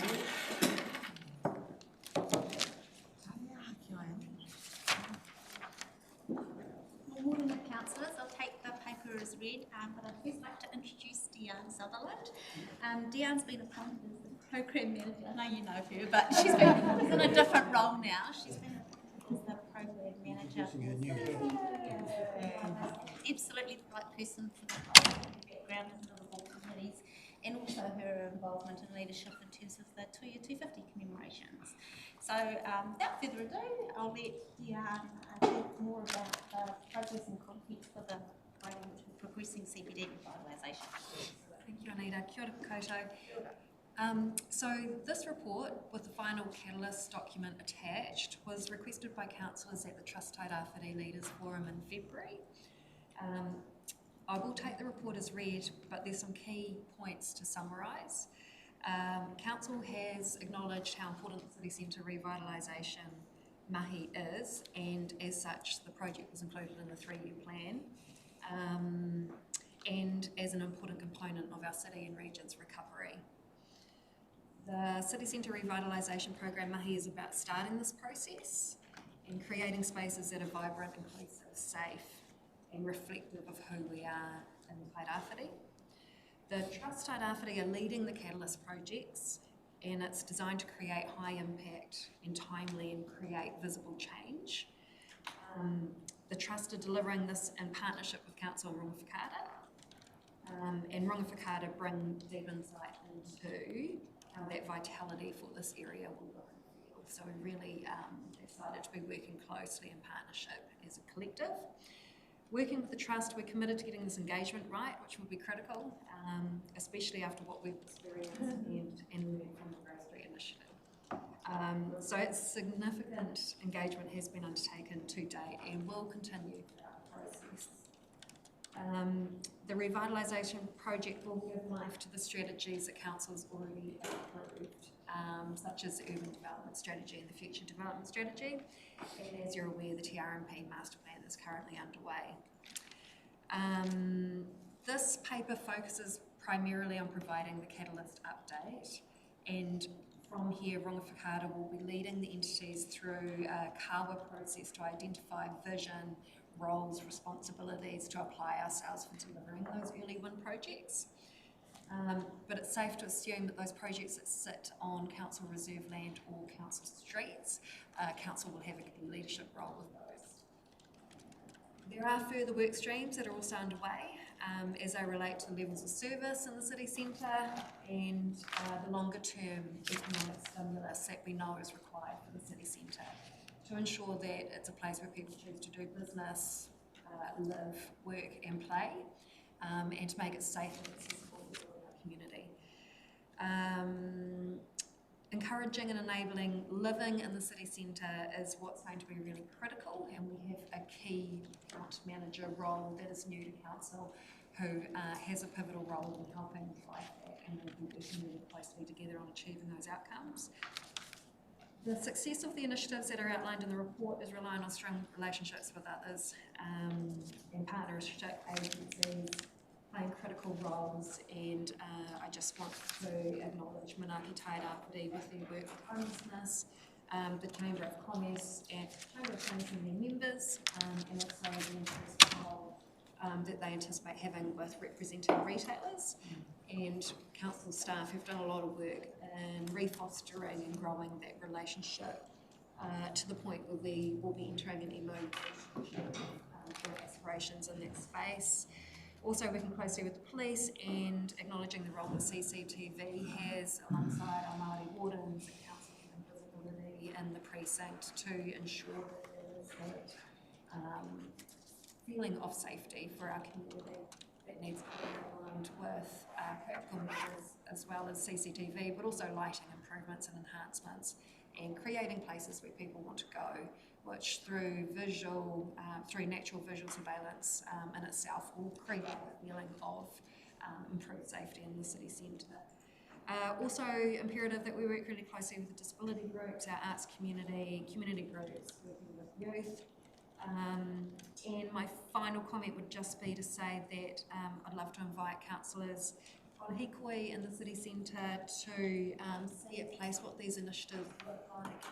I could arrange that as a collective if that works for you, or individually on a one-on-one groups. if that works. Or at a time, it's not, doesn't look like a patrol is working.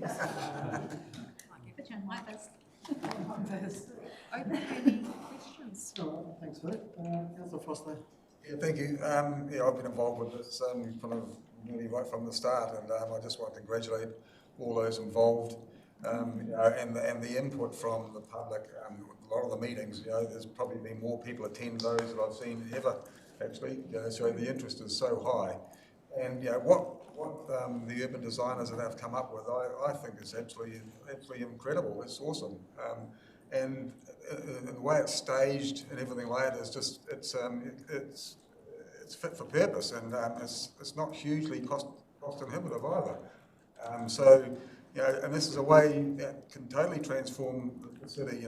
Just having a little street that connects the CBD with the river is such a critical part of the whole initiative. And I think the most critical part is actually moving the eyesight into town. And on that corner section, on that corner building, I believe, is one of the ones that there's 5 buildings that the guy who is in prison owns. So at least we know it's there and it's secure, and I believe there is conversation that's been happening behind the scene with it as well. So to secure that building is actually really critical to the whole success of this plan, because everything's based around bringing all those tourists, all those people into the CBD, which makes so much sense, and maybe the bus stop as well.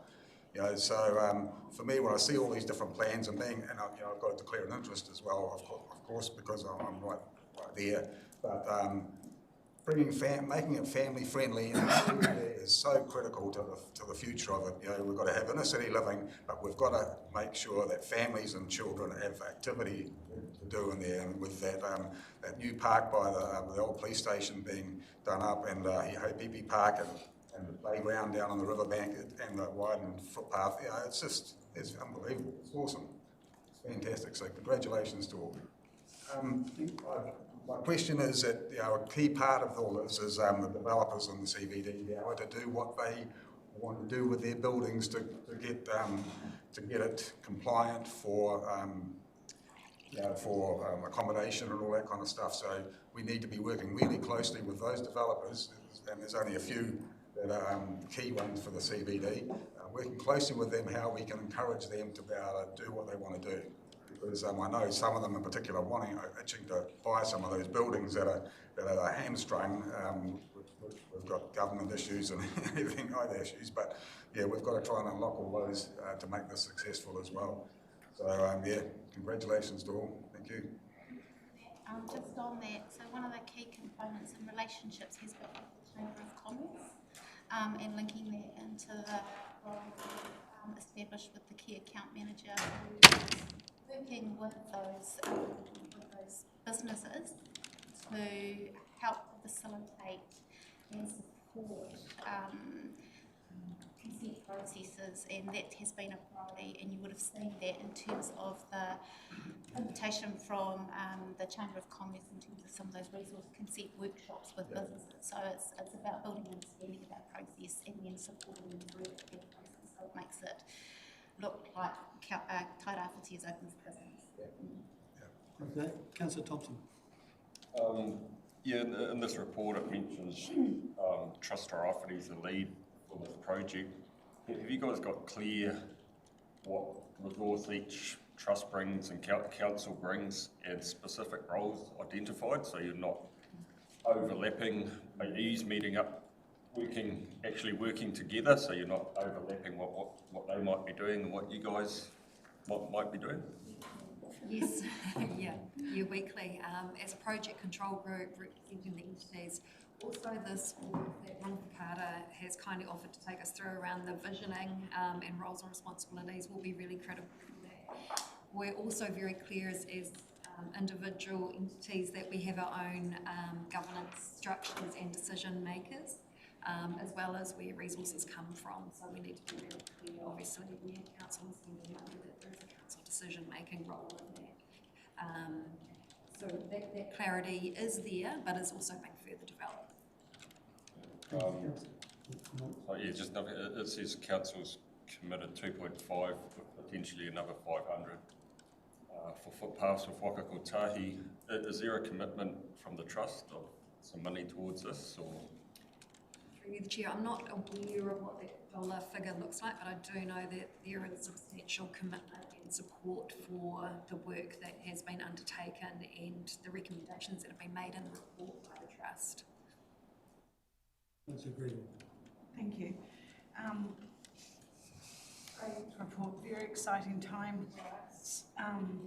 Having come through COVID and the year of cyclones, to be having something in front of us that's so positive and exciting. I attended all the meetings leading up to it, and I understood it was critical for this to move fast, to continue to move fast, and for people to see some idea of it maybe within 6 months. However, you know, that was 2 months ago. I don't see how we're going to see something in 3 months at the pace that we're moving. I'm just wondering when would the general public expect to see something from all this work that's gone on in the background? Thank you for the question. It is a good one. There is significant momentum. As Anita referred to, we are meeting weekly. The reason that I haven't put specific timeframes in this report is that the work that we'll be doing with Ronga Whakaata will be really, really important as to what is prioritised, but there is significant drive to see immediate, high-impact, low-cost initiatives get rolled out very quickly. I think we've got a time frame in there with between the next 12 and 18 months, so in terms of the delivery of some of those catalyst projects. So that's okay. Thank you. All right, the councillors that went to the presentation, which was at the Lawson Field Theatre, will come out of it pretty excited with what they saw, and probably the approach as well, which was very much in line with the basis of low-hanging fruit at the start, and some of that low-hanging fruit was going to have quite a significant impact. So yeah, really good approach and really good project. So happy to see. Recommendations are on page 35. Happy to move. Moved by Councillor Foster, seconded by Councillor Gregory. No further matters? All those in favour? Against? Carried. Thank you for that. And lastly, we've got, Waingake. Yeah, Waingake Transformation Project, page 139.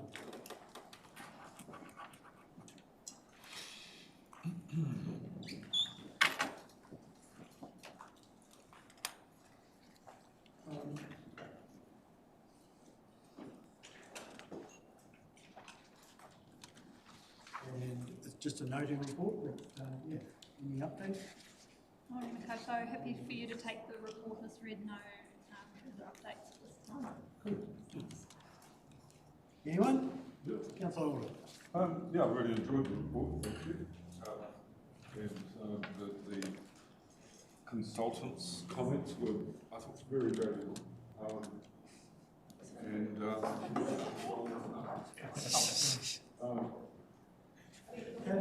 Councillor Order's going to distribute his enthusiastic comments nowadays. Consultancy. Positivity's coming out I'm here. capable of it. Writing it very well. Am I on the wrong subject? Keep the positive. I'm going to interrupt. No, there's a brilliant opportunity to develop I've written it down, a transition method from forest to native. It is affordable and acceptable to business, and that method can be applied in strategic zones throughout our region to help with steep country and the gullies that are going to need to be switched to native if we're going to carry on forest farming. So yeah, no, keep it going. Good. Thank you. Excellent. Anyone else? All good. I'm happy to move this paper. Thank you. Moved by Councillor Bishop, seconded by Councillor Order. Nothing further. All those. Oh, Here he goes. Oh, we thought we were lucky. Here we go. Just one question on page 148. The Deakin Forest Harvest, the piece that's still not complete, it seems to be dragging on for a very long time. And can we have any update on where that's at and what we can expect? That is more or less, yeah, the steepest piece more or less, or one of the worst pieces close to the site. What's happening there? Is there any update or is not? Through the chair, as we've mentioned here in the report, the consent for that area was called in for review, and that's currently sitting with the consent team. And we are maintaining a really clear separation between the program, the Waingake Transformation Program team as landowner representatives, and then the consent team as the regulatory arm of council. So the only update I've had is that it is currently still that consent team, and they've been unable to provide me with a time frame for when that review will be complete. Sorry. Okay. Councillor Pahen. Thank you. Just in regards, thank you for the report. Just in regards to Jobs for Nature coming to an end, the one tree planted and tree set count and the trees grant.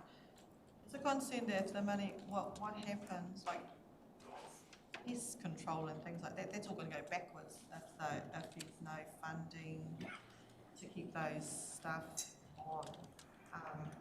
So the Jobs for Nature is finished, and you're currently looking for more funding to keep that mahi going? Yeah, as part of the 3-year plan process, we rearranged the budget somewhat to enable us to keep 4 of those mahi on in their roles. So we do have them still focusing on pest control and weed control primarily at Waingake, as well as environmental monitoring, so their key roles up there. And as part of the overall budget and the long-term plan, we still do need to seek additional external funding, and we'll continue to do that. It's very constraining. Yeah. Okay, thank you. All right, thanks, Dave. I remembered something else I was going to say. Has anyone approached the John Griffin and the Youngest Head station, who are doing a lot of this sort of similar work? Have you tried teaming up with them and sharing stuff, information, method? No, we haven't. I believe that the work out there is managed by the local community works.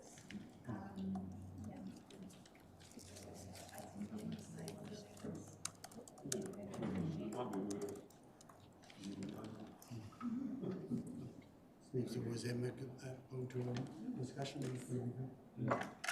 Councillor Foster. Yeah, just one question. I see riparian forests appear there, and that's the kind of the first time, because I thought we were dealing with elands. So is elands and riparian forests, are they connected somehow, or? Yeah, yes, just a change of business name there. So change of business name, okay, that's good. Same person behind it. All right, moved by Mayor Stoltz, seconded by Councillor Alder. Nothing further. All those in favour? Aye. Against, carried. That's us. Public excluded business. Are people running places now? Because don't we have another? Yeah, because we've got public excluded. And another meeting. Larry's meeting. Should we? After this. Should we do infrastructure and public excluded after? That's right. I'm not running, I just was, I was just. Let's do public excluded Now. Yeah.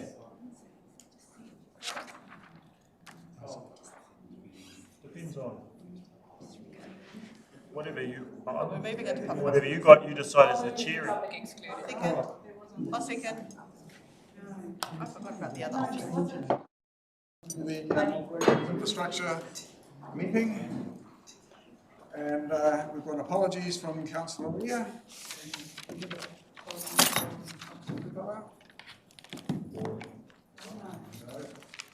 Councillor Parata is coming. Councillor Parata. Just for likeness. Do I have a mover? I'll move councillor Ria and Parata's. I second those two. Moved by Huru Huruwai. Thank you, Larry. Seconded by councillor Whare. All in favour? Aye. Any declarations of interest? Confirmation of non-confidential minutes. That's on page 4. I'm happy to move it. Moved by Your Worship and seconded by councillor Gregory. All in favour? Aye. Action register, that's on page 11.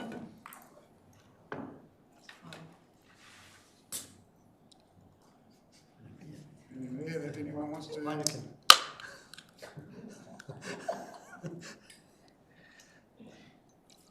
Well, everyone's happy with that? We go to the governance work plan, and it's on page 12. Everyone's happy with that?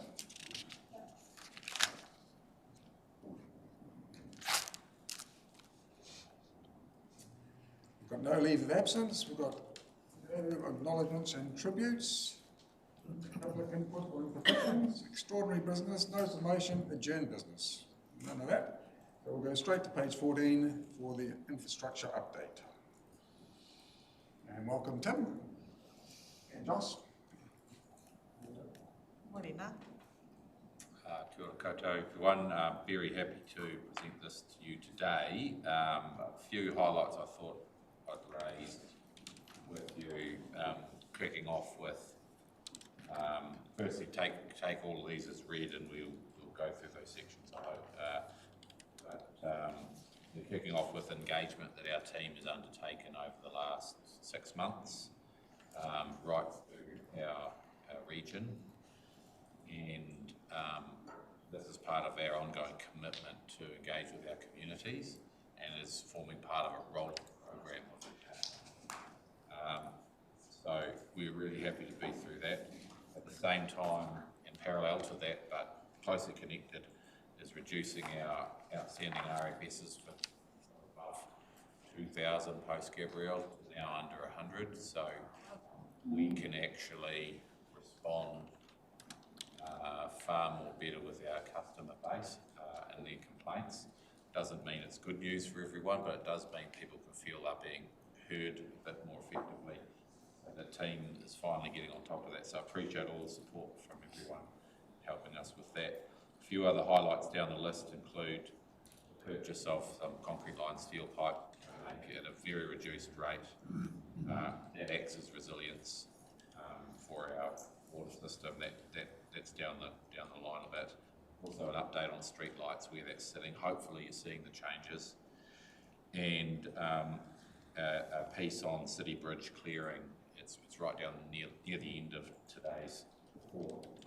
It's talking about how we'll respond to the city bridges to clear debris off them.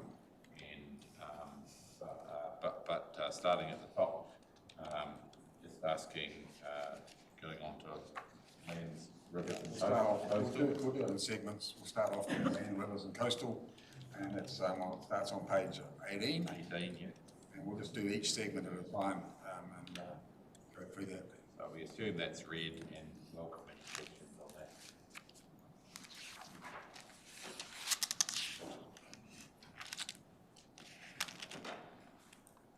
Any questions on land, rivers and? No. No, good work happening there. It's so well done. It is. It's very well presented with good imagery as well. The work that's been carried out. It's good to see. There's a lot of work happening around the place. It's painted. I do want to compliment the layout of the report we have received, not only today, but she's not here, but staff, the breakdown of the reports and reporting on each activity. There's a marked improvement. Not that it was bad before, but it's much easier to process when it's in those different areas. So thank you for that. Thanks for doing that. Well, there's very few questions because it's so good. Yeah. Well, no questions on urban, on rivers and We'll go to urban stormwater operations, and that's on page 22. Thank you. Thanks, Charles.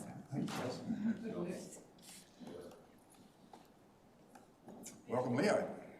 So the urban stormwater ops and capital on 25, but welcome any questions on urban stormwater.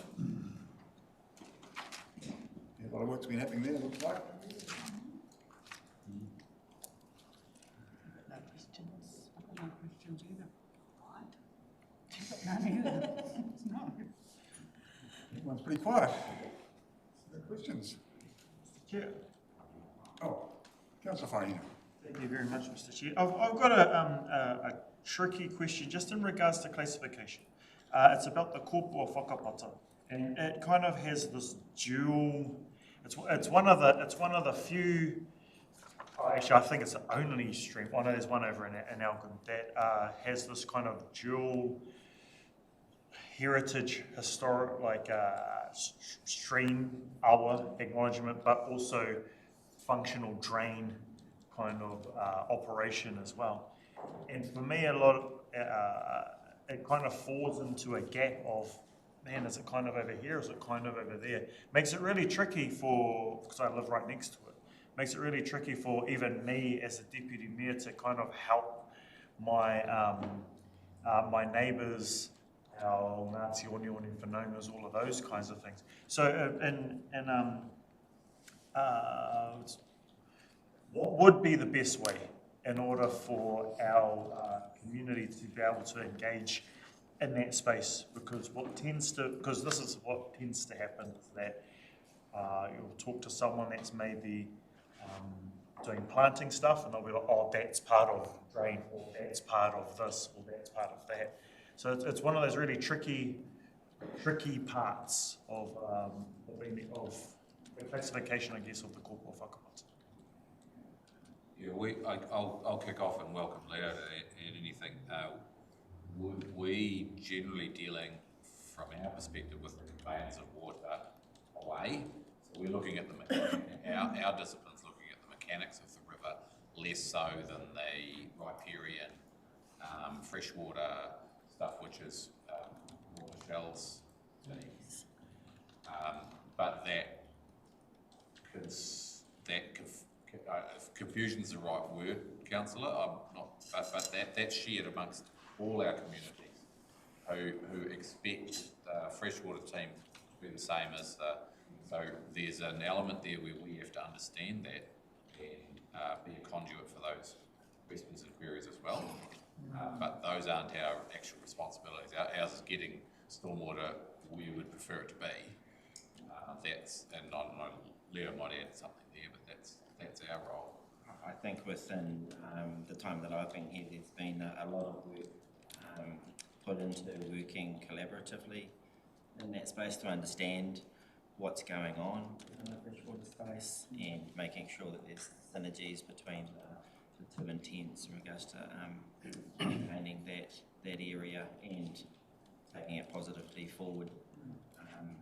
Don't get me wrong, like that intention is also there when those discussions are being had with our staff. But I guess a practical example of that is that we'll talk about, say, planting in that awa, but then there'll be another little part of that same value ethos of, say if there's some hard infrastructure that is required there, then it starts flicking over to you guys. But that hard infrastructure could possibly house tuna, so it flicks back over to this way. And can you see how how one person talking about kind of one thing and then it having to be three different, But don't get me wrong, the intention's there from every team. It's just I've found that that's a little bit. I haven't struck that kind of complexity, and that's such a tiny. The stream is so tiny. Kind of anywhere else. So that's why I thought I'd bring it up here as in regards to the strain. Just through the chair, so I totally acknowledge what you're saying and the complexities that we navigate in terms of drainage versus, so getting water away from properties, safe, all that sort of dilemma alongside health and that wider challenge. So we have got the Home Manu to Order program, which is really targeted at and acknowledging it's a fixed term fund that we have obtained, but that is a real drive with the corporate stream in particular, but among others around our city to really try and bring the ecosystem back. And the team, I know, are working closely with and others in that space to try and get it connected and try and get it moving. But once again, it's independent. How do we make it sustainable in the future? And that's the awareness that we're facing as well, because we know that we have even our fixed term roles with our staff. We desperately want to keep them on. So how do we make it more sustainable and more connected? So it's definitely a work on. Yeah, I guess, and I have met the Home Manu to Order team. And that's why I bring this conversation, this part of the kōrero up here, is because there has been an activity there, and then there's been these parts where they've gone functionally this technical part of council. Yeah, and again, like even with my hat on around here, it's still quite. Well, what I'm afraid of is that we get to June 2026 and the Home Manu to Order funding all dries out, and then we end up going back to that same siloed operation. And again, not saying that that's the intention. The values of all of these teams are there. Everyone functioning as people that live here in Gisborne would like for it to roll out a different way. I guess that's why I'm trying to ask this question now, because I haven't seen it practically yet there. And that's why I bring it up in regards to this drain specific part. The treating it as the river, as the awa, Ngāti riparian planting, all of that kind of stuff, definitely acknowledging that those things have been happening there, but then there's just that little connect part over where they're completely correct, and you are completely correct in regards to the conveyancing and draining on the water. But that's not the community's job to solve, that's council's job to solve, right?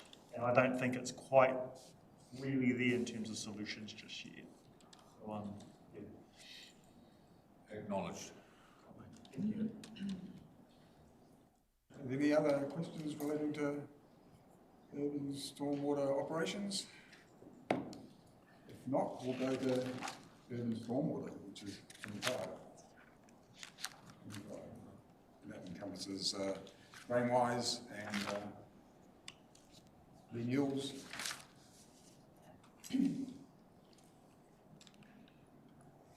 All quiet. I'm very happy what's going on. So tight. Yeah, good. That's great. Yeah. Very polite. Wait for it. Wait for it. Like, A lot of good work coming on. Okay, we've got page 28, wastewater operations.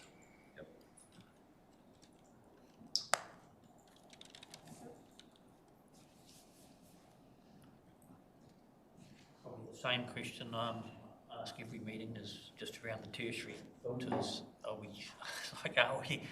seems to take so long to get to where we want to get. Are we any closer, or is it? Like, are you getting total help from the suppliers, or are they? Is progressing well following their visit in February, and we're meeting weekly with them and their team. We've got a meeting pending with their business in Switzerland as well in regards to that. So it's all leading towards them coming forward with the solutions for that process. It is a process to work through because it's not it's a substantial exercise that we've had to work through to get to this point, but it's a positive pathway we're on. So is this costing us a lot more money than the original contract, or is this part of the contract for Livable? It's within the budget as it stands. There's a resolution, potential resolution that might come, would anticipate would have a cost.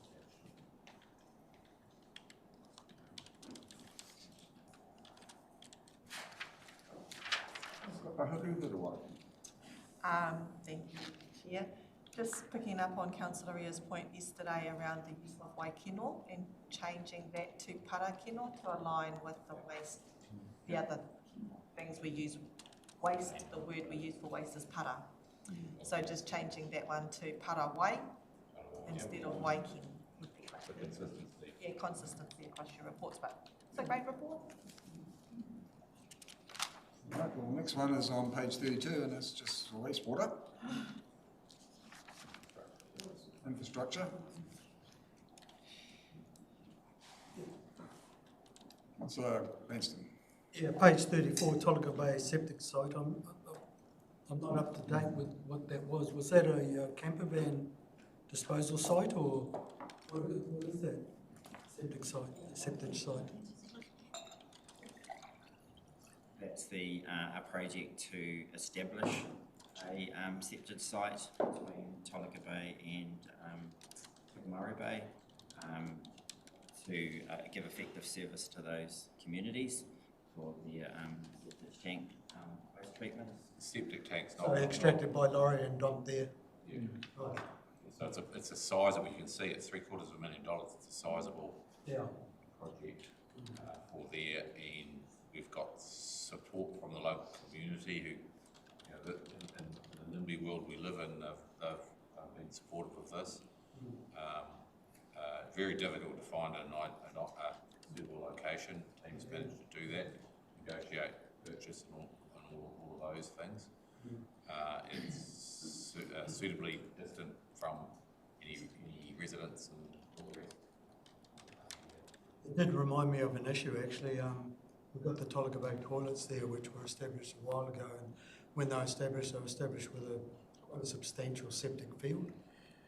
And for some reason, the lorry was going up there once every 2 or 3 weeks and emptying it out, where the field was such that it should have accommodated any waste from the Tolaga Bay toilets. So, a little bit of sniffing around, I heard that there was a blockage in there, and it had been Excuse the pun. an easily fixed problem, but the septic truck that was going up there on a fortnightly basis or a 3-weekly basis was doing it for months and months and months, you know? And why hadn't someone picked up, hey, there's an issue here, why are we sending this truck when we've spent a fortune establishing this really good septic field? And the other thing I did hear about that was right bang in the middle of that septic field, there's a big tree now, which shouldn't be on top of the septic field. Don't eat the apples from that. Oh no, they're I think the tree would be growing pretty well. So yeah, so I don't know if you know anything about that, but that's what has been going on. Okay, we're not planning to do that this time. Yeah. But has the truck stopped going there to clean out the Tolaga Bay toilets now, because is the septic field that we paid a fortune to do that job working now? I'll ask the question for you. All right, thank you. Can we add that to action notes and I'll do that? The other thing that probably Councillor Cranston raised was camper vans and where this septic site, would that be compatible for camper vans to unload their septic? Oh, the one at Tolaga? Not currently in the design profile. Septic. Is there anywhere up the coast that they can push their septic? Yeah, or Portuguese. That's not really up the coast, not on our coast. But yeah, because I mean that's the problem. There's a problem here locally and the whole coast. So you know, it's an area that if we want to really be promoting camper vans, and it's always been a concern from that fraternity that we haven't got enough septic sites here for them. You know, we looked at one in Stanley Road, and that was, and there's one at Hall Rights, but that's a privately owned place, and that's and the other one at the port side, the port garage is really hard to access apparently. So yeah. What camper vans, there's one at the Te Aroha transfer station. Is it there? Are you sure there it is? Not sure, is it? Is it not working? Not sure if there's one For the camper vans? Need to find access there is.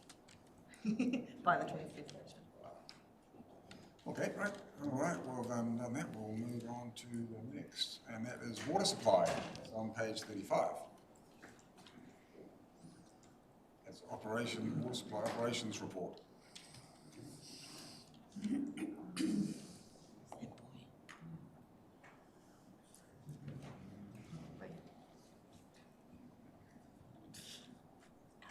One question on page 37. Is the renewal of the resource consent application for the PRI bush intake, is that just renewing the current consent, or is that actually redoing the intake? Just renewing, rolling over the consent. Water take, not, but there is some work we maybe need to do. It's the walk access plan. Yeah, there'll be aspects of work required that will either consent. We're determining if the consent is the first consent, based on, obviously we've been using that for 80 years. Yes, it's to do with the consent, and there may be works required within that area for fish passage, etc. It's solely due to, it's solely related to the water tank.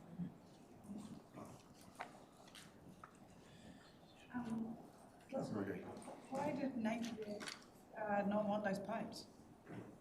It was surplus to their needs, and we took advantage because what we need is, this is our resiliency really. Were we told on that we'd have a duplicate pipeline, we'd be able to afford the $60 to $80 million to do such a thing. Here, our duplicate is having the spares ready to get, and they're really easy to work with because they're concrete line steel. So all you need to do, they're quite a, you just need to weld them together, and that's quite forgiving in the environment too. So they can take quite a bit of, once they're fully welded, they can take quite a bit of strain and buckle and things, and they still work. So that's a really nice thing to have. It doesn't bring our water back online in days or even weeks, but it would chop out a couple of weeks of ordering.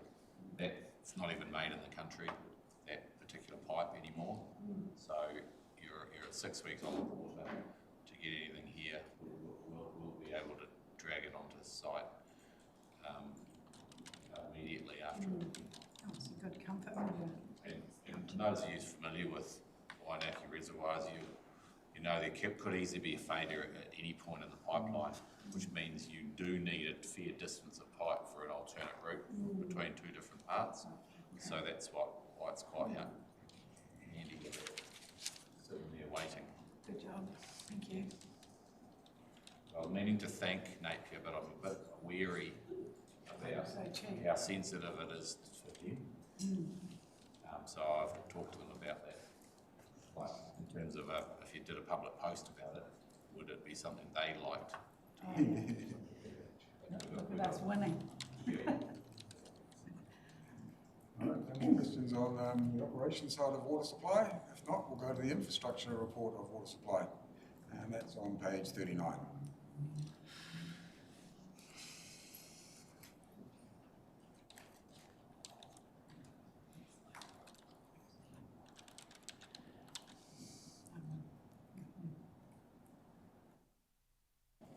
Good? No, all good. Quiet for a little while. Good, so it must be good. Questions on that? Mere stuff. Thank you. Thank you, Leah. We're racing through this pretty fast. Now we're up to we capital, roads and footpaths. Yep, we're roads and footpaths operation report on page 43. Hey, welcome, Dave. Oh, I'm good. You want to take it? Yeah, let it go.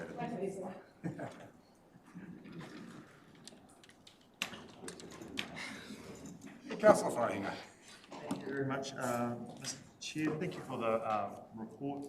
I did just want to ask about what the approximate timeframes were in regards to the street lighting on page 44 to complete that first lot, so the Bachelor CBD part, and then also additionally that next part, because there's a lot of those side streets that are quite dark. Roebuck Road's definitely one of them around the bridge area. There's quite a few of the lights that are out around that.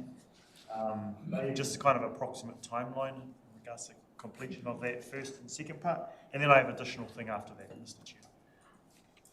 Through your chair, the components of the street lights that are getting independently tested are already with the laboratory. We're expecting about a 6-week turnaround on that. With regard to the continuing repair of failed street lights, at the time of writing this report, a lot of those streets weren't done. I would anticipate roads like Roebuck will be very, very soon.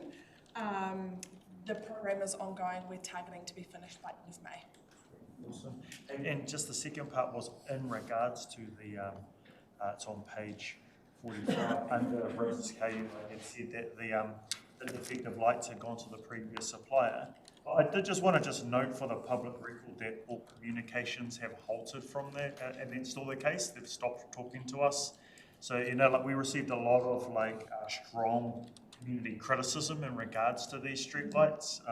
It's worth noting again that these were defective streetlights that we received and lots of other places also received.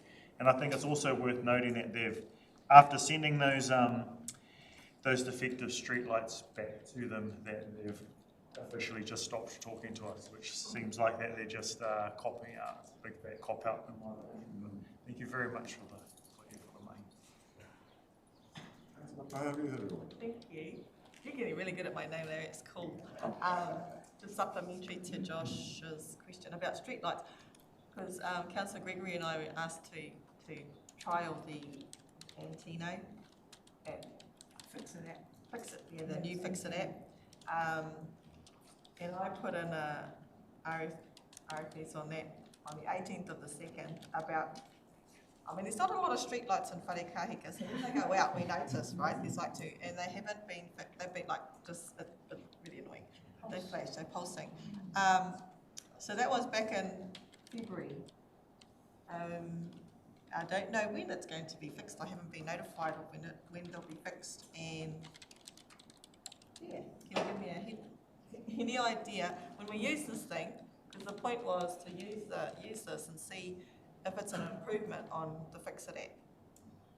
And yes, we get an immediate response when we put the report in. But again, there's no sort of notification or follow-up as to when jobs will be done, if they will be done. Even a communication to say, well, no, that's not in our priorities, you'll have to put up with no light for, you know, a few months or whatever. But yeah, it's annoying if we're putting these tools out there for the people to use, and we're not doing what we say we're doing. The question was, when is the street lights going to be fixed? But it's a bigger issue in terms of our response to RFSs. Through your chair, I will take a look. You said the 18th of the 2nd? Yeah.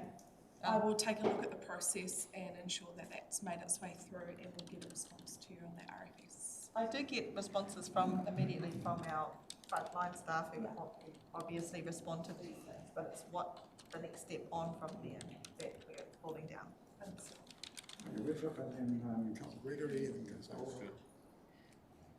I want to talk a little bit about the RFS system as well, and the change I've seen in the last while. I think Caleb has been across a lot of those RFSs, and when we as councillors put stuff through the councillor response, we do get the odd update going forward, but we should also take into account that often information is then handed over to a contractor who then is supposed to. And what I have done, and I don't know if it's because I'm in there, they come back to me, but I do ask them to, if there are stuff where the community really are feeling it's a danger or they want to check in, I also then ask that I get the rest of that. But I do want you to give that feedback back to the team that are currently working on the RFSs, really trying to get onto it in a timely fashion, and I acknowledge the frustrations that go with that as well. there are different contracts and contractors and prioritisation. And I'm just going to say it out loud, some requests are unrealistic as well. Sometimes we also then need to say to people, and I'm not talking about streetlights, sometimes things won't happen. Coming back to the streetlights, I have gone to the airport quite a few times, 5 a.m. in the last while. Electronet are out and about. They were around the hospital the other day, just wrapping up their night work, so please also pass our thanks on to them. We don't see them because we sleep, but they work while we sleep. Thank you. Thank you. I just wanted to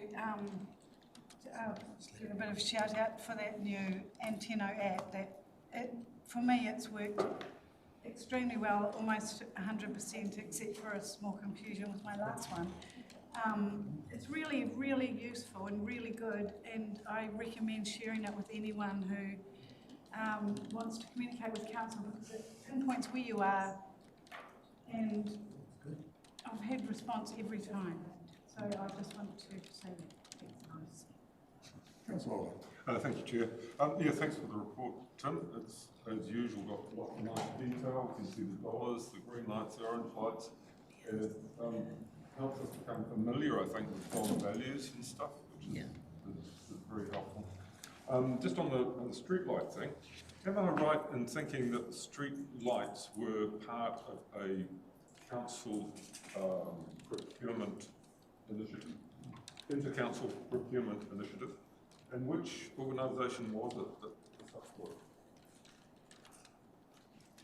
Through you, Chair, yes, it was a nationwide procurement opportunity that was initially headed up by NZTA. Councils could opt in to that procurement process, which Gisborne chose to do. Just one, I've just noted one in Titirangi. There's lights out on Titirangi, and there's not many lights on there as well, so hopefully that's been noted. I'm not quite sure what area that it covers, but the first car park, there's no light in there whatsoever, and lighting is critical on Titirangi.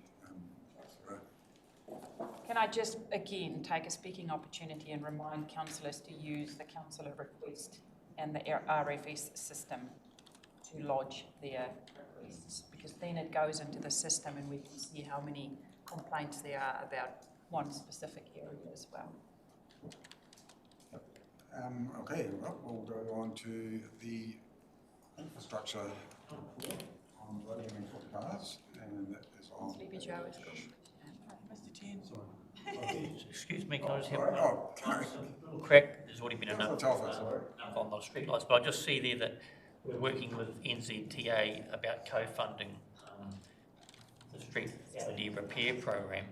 Is this more or less saying that the warranty issue is we're not going to get anything out of the warranty? Like, yeah, like is a warranty issue being pursued? Because, yeah. Through you, Chair, we are working on our options with a warranty claim through our legal team and gathering information and evidence to understand how successful that warranty claim will be.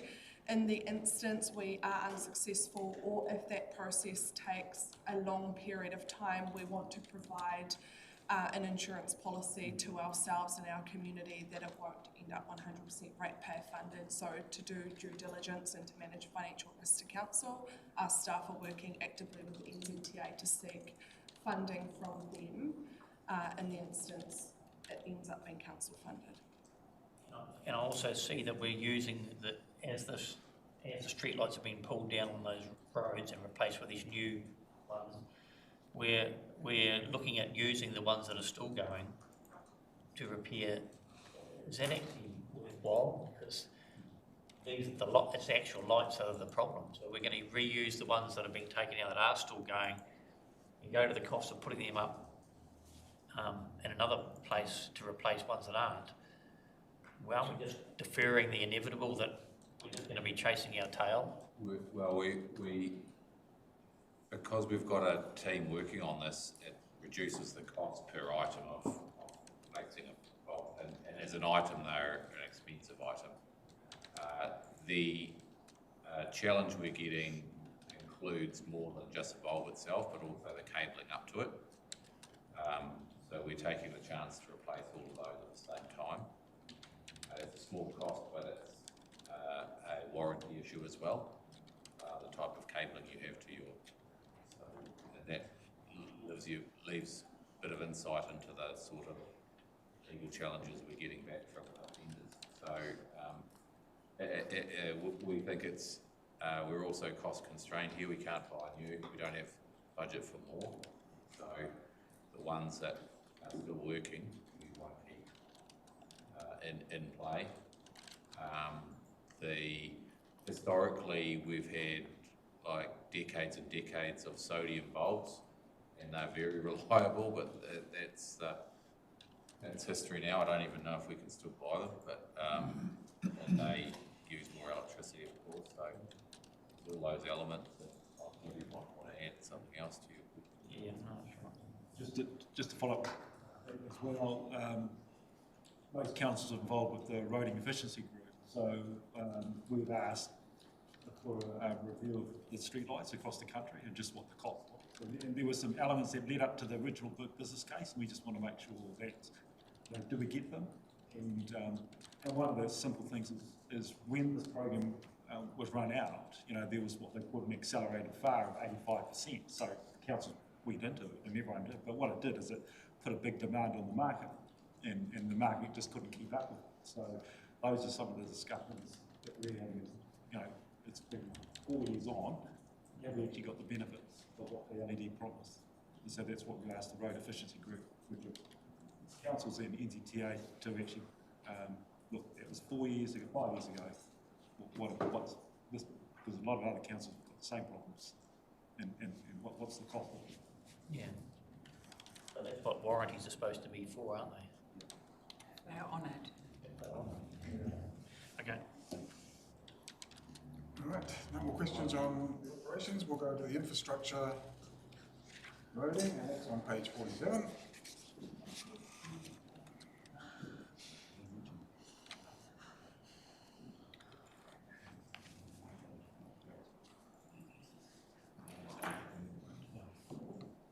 Sorry, apologies. Through the chair, we just on our attachment page 25 to 66, the rail bridge remediation may have already been discussed, but that's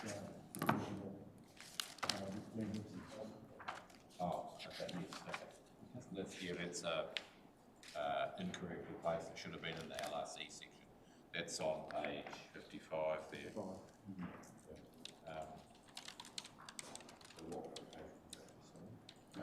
47.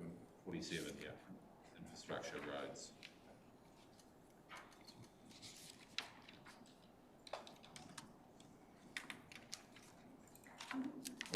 Thank you, Mr. Chair. It's not actually in this report, but I just wanted to get an update on how we go with Waipiro Road. What's the latest? I'm not allowed to go to Waipiro personally. I'm sure we can make good of it next time. I'm relying a little bit on my colleagues, so Dave, you can update. Yes, we're working with Jean. So there's a 4-point action plan that we just have to make sure which involves some of the drainage issues, but we just want to make sure it's coordinated. So before we respond back to the community, we just that's going to be finalised by the end of next week. Fantastic, thank you, Dave. So we've scoped the road for that and have reasonable confidence on cost elements. The community's been engaged and they working in with the EU projects onto the long list that they're looking at. That's a big chunk of funding, but a much longer list of what to do's. And then that selection process, the people from the community who represent the area will be party to that discussion. So that will play a role in decision making. And we've engaged a specialist in that drainage that Dave's talked about to get to the nub of the issue about Root Hill drainage. Yes. Because we just want the fact, not the fact that there was some water issues. We want to find out what the facts are. So it's what law is doing for us. Councillor Pahuru, who away? just supplementary to Councillor Tibble, because I also had a request, a phone call from Karen McCutcheon on behalf of Wiki Tibble, who lives up Boot Hill. She did raise at the meeting in Waipiro about a culvert being put on her property without her permission, and it's in quite a odd place.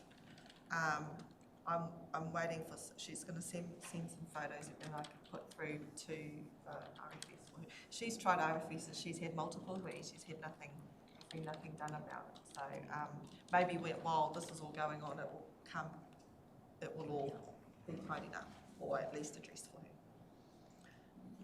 Yeah, thank you. Thank you, Tim. Right, no more questions on that? Oh yeah, Councillor Thompson. Are we on Wheatstone Road, page 49? Are we? Can you just give us some more detail on that? Because I've been involved with a lot of issues there, where those drains were dug out and they put in bigger culverts, and then they did that development and put in the culvert. And I fathom how they're allowed to do that, and then it just caused a blockage and kept flooding that property. Is that the area we're talking about? That's the area we're talking about. It does involve land coastal rivers and urban stormwater. You're absolutely right, but we just want to make sure whatever improvement we do doesn't impact downstream as well. So at the time, while they were putting in, there was so much noise from that community, saying how can you've just replaced all the culverts with big culverts, and now you're putting in little culverts in front of them. Like, what are you thinking? Are we now paying to remove them and put in big culverts? It's just... That could be an option. We're just going to sit down and sort out this. Crazy.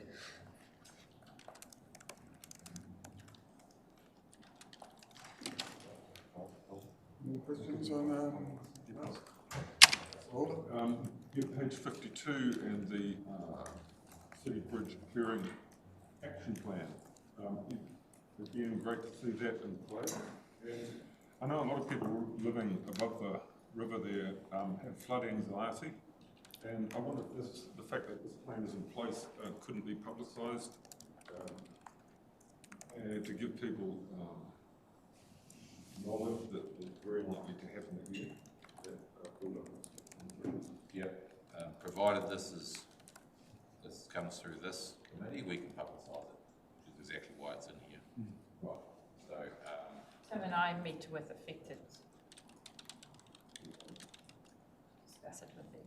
We're talking about the bridge build up. that's right. Yeah. So we've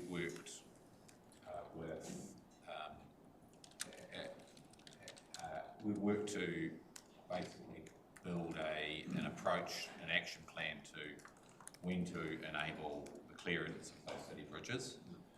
We do get a warning from Godwin's Bridge a good 2 hours before an event, a conventional event. The water's coming down the Waivata. And we've got increased resilience now and the ability to build better technology with flood management, models, etc., helping us in our confidence and decision making. We've also got cameras on that bridge so we can see the nature of the debris coming down anytime. And if it all falls over, we have manual backups with just radios, handheld equipment, warm bodies there to provide feedback. And then all of that's coordinated with traffic management plans that are already in place, contractors who know what they're going to do, the ISA group out at the port being able to help us with their equipment and staff, and all of that's being pulled into one fluid sort of operational ability. And then that's what we want to share with our community. That what does it do? Well, it just allows us to mobilise quicker. Doesn't eliminate the possibility of floods in certain circumstances. We see about a 600mm difference if you sort of dam up the bridge there on either side. That may or may not make a difference to some places. We might not be able to move it quick enough to happen again. And also you could have a king tide at the same time, made all points and if it's useless anyway. So those are things we're discussing. Just the one thing, like it's great, that's great reading that there is a plan that will get people clean, but there's the one piece of the jigsaw puzzle that's still not resolved, and it's around the one organisation basically having operational control. Oh, it's Gisborne District Council take operational control. It has been resolved? We're resolving that at the moment with NZTA. So the clarity there is being proposed to NZTA. So they're getting this, they're working through this form at the moment. Presently, I don't know the status of that. So it is being, yeah. It's proposed that we take the lead. It's not resolved, and I was wondering whether there was pushback or not. Well, here's the thing, NZTA care about their asset. They don't have a metric to care about people on Marion Drive might get flooded at all. They're just thinking about their asset. So we've got that holistic approach. So we're the only party who could be in charge of that response. So, yeah. Okay. Tim, in the report it says about you're not cutting up the wood into pieces to cart away, and there wasn't much detail to that. I kind of thought, well, are they just going to lift wood out of the way and let the river take it down to the next bridge? Yes.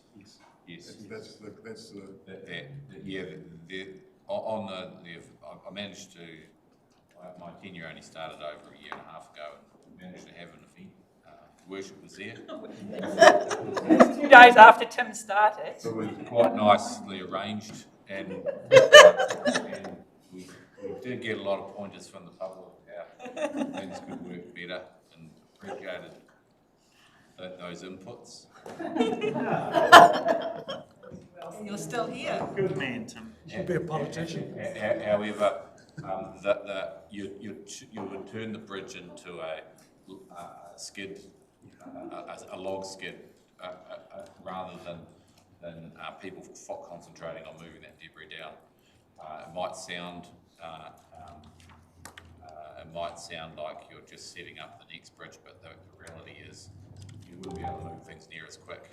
We keep the bridge totally clear so you can get people operating massive vehicles without concern that they're going to knock over the next operator. That's the most efficient way to do it. Where the bridge is also, we're just in the process now of purchasing swamp mats that are made to spread the loads, because the bridge has got a slightly, it's quite a thin skin on the top. So once that's in place, we're in a good position, I think, to respond. We're not cutting up stuff. That's certainly an approach to use on smaller bridges around the region. Go in and selectively do bits of wood on, but it's not the approach in this case. In this case, we're moving logs with root balls and everything on the end of them out of the way as quick as we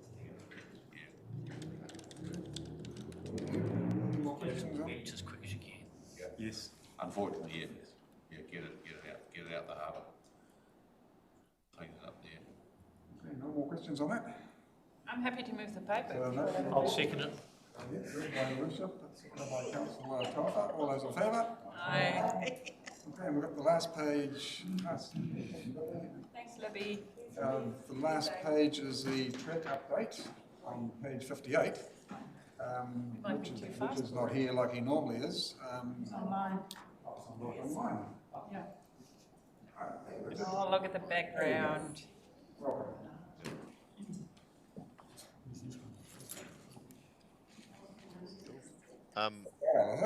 Am I presenting, or is it? Yeah, go ahead, Richard. Yeah, if you want to present, that's like you always do. Okay. Have you got the presentation to share, or do you want me to? We've got no presentation. Okay. Share your screen.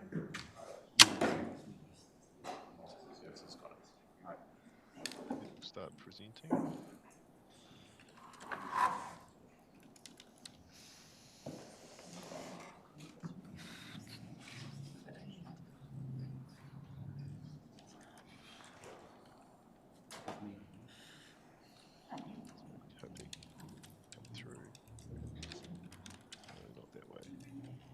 Request of data.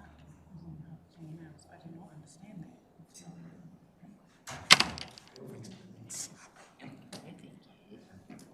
Okay, can you see the presentation now? Good. Cool. So we've got a little bit of a shorter presentation this time around, seeing as I'm not in person, but we do have a couple, well, one significant update in particular that we'll get to shortly.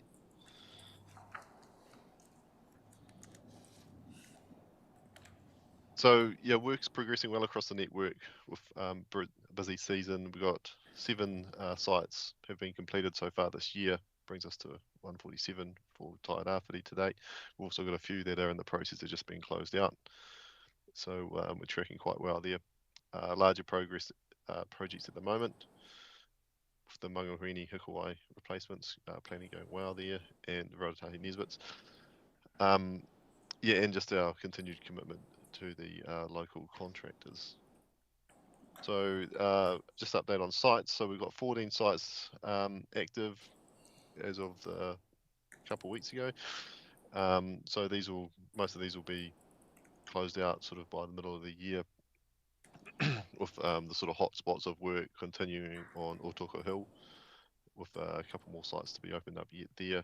Kōporoa Hill with our 2 sites, including the one in the picture on the right there, and Mangawhini Gorge, where we've got 2, well, 1 operating site there, soon to be more. And Stateway 35 on the Bay Plenty side, we've got 1 site operating at Ōpapi, which will be complete in the next month or so, and then the Tōrere site has had a blessing this week and due to be to start work in a couple of weeks in the school holidays. So our big news this time around is that the Hikuai number 1 replacement project has started construction. So there's Parata Contracting currently on site to do enabling works, which is so establishing laydown areas for the construction, a site compound for office, and relining a 250 metre section just on the southern side of the Bailey Bridge to allow a bit of elbow room during construction and keep the road open during that period. So we've got stop-go operation at the moment for part of that enabling works. So yeah, and then following that package of work, the next package that will sort of might overlap a little bit is the demolition of the remaining parts of the old bridge, as you can see on the left there. That needs to come out so that the new bridge can be built. The enabling works is fairly limited disruption, bit of stop go, but the bridge was already 1 lane through there, so it shouldn't provide too many delays. And yeah, the main works we're expecting to get underway in a few months, in sort of mid-year, and be complete by mid next year. So procurement for the 3 stages is nearing completion. We're about to go for the big packages, which are the superstructure and substructure packages. There's just one clarification here about, we're just seeing whether that goes on GETS or TenderLink, but anyway, either way, they're open tenders.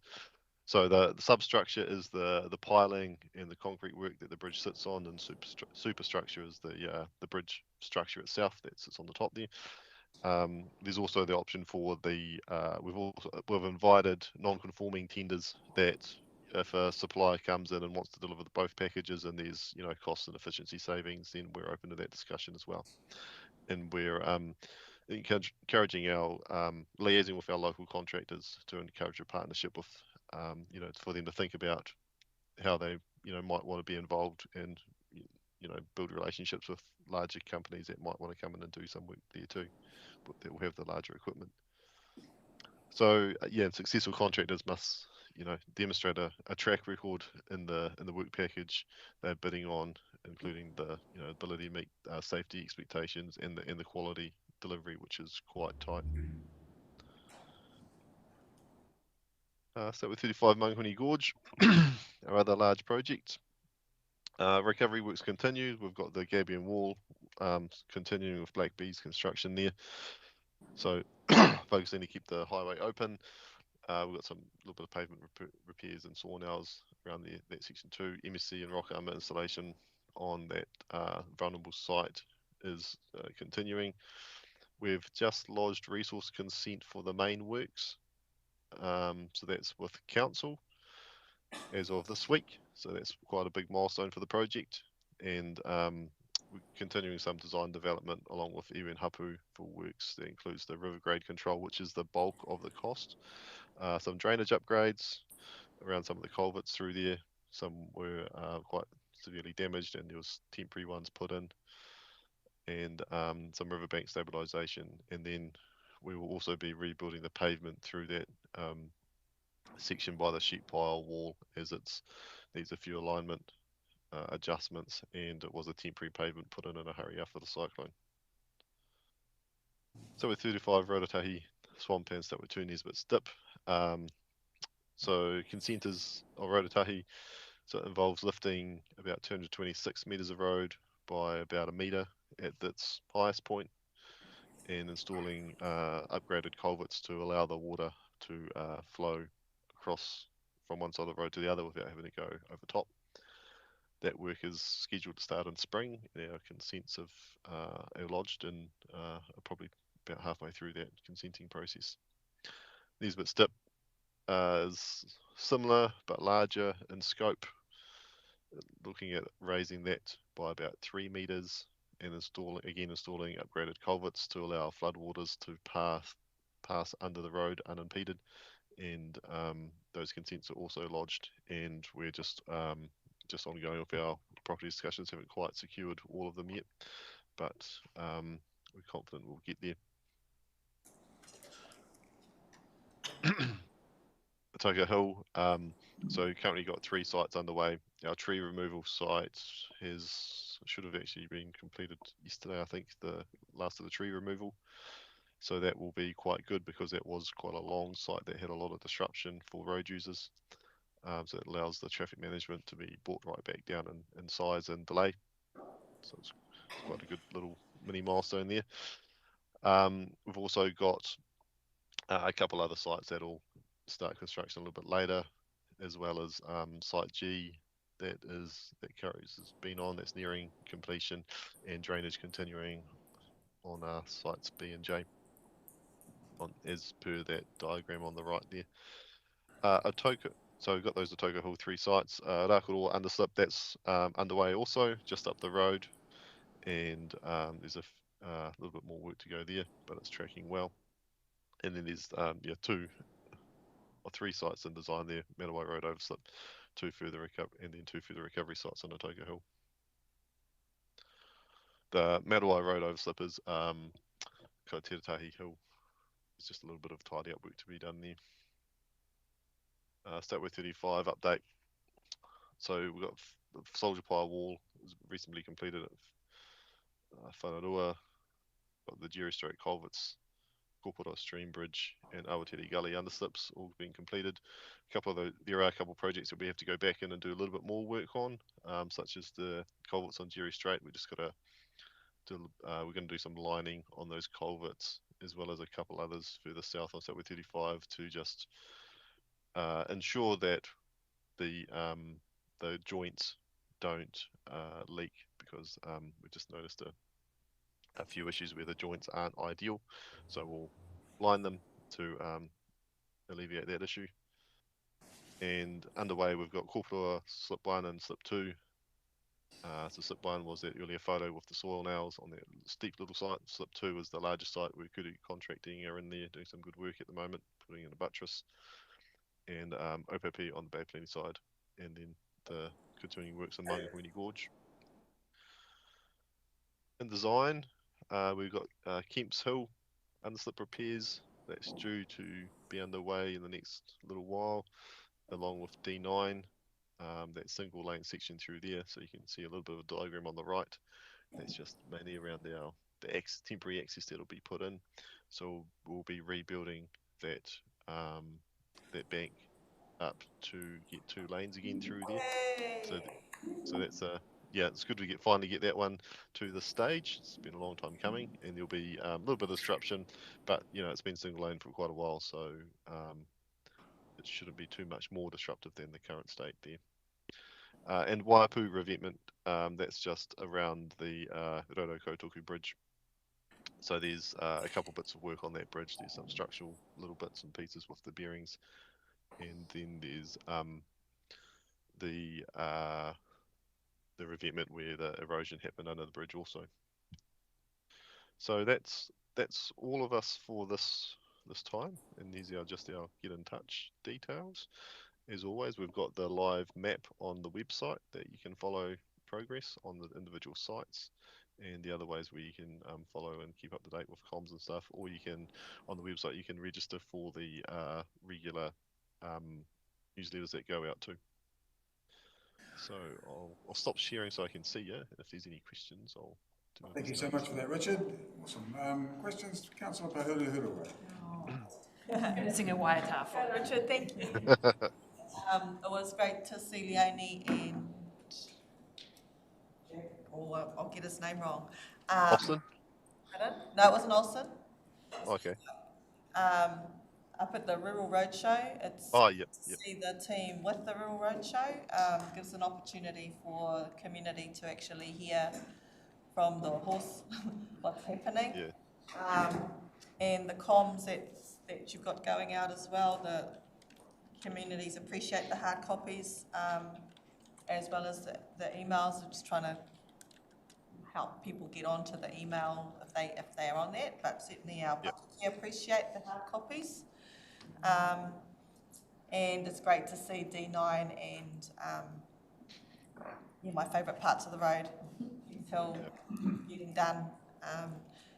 Did have your team were asked by a community member at the Rural Roadshow about Oweka, which is a part that is always getting ripped up. And this last weather event, we got quite hammered up our end of the coast, and that's an area that is always it's terrible. So I don't know. There's probably no money in the budget, but I just thought I'd put it there for you to think about, and just appreciate the updates. Thank you. Yep. So that's the Oweka culvert we're talking about, Annie? Waingake culvert. Yep. So we don't have anything to share right now, but it is something that we are pushing in the background. Great. So yeah. That'll do me for now. Thank you. Yep.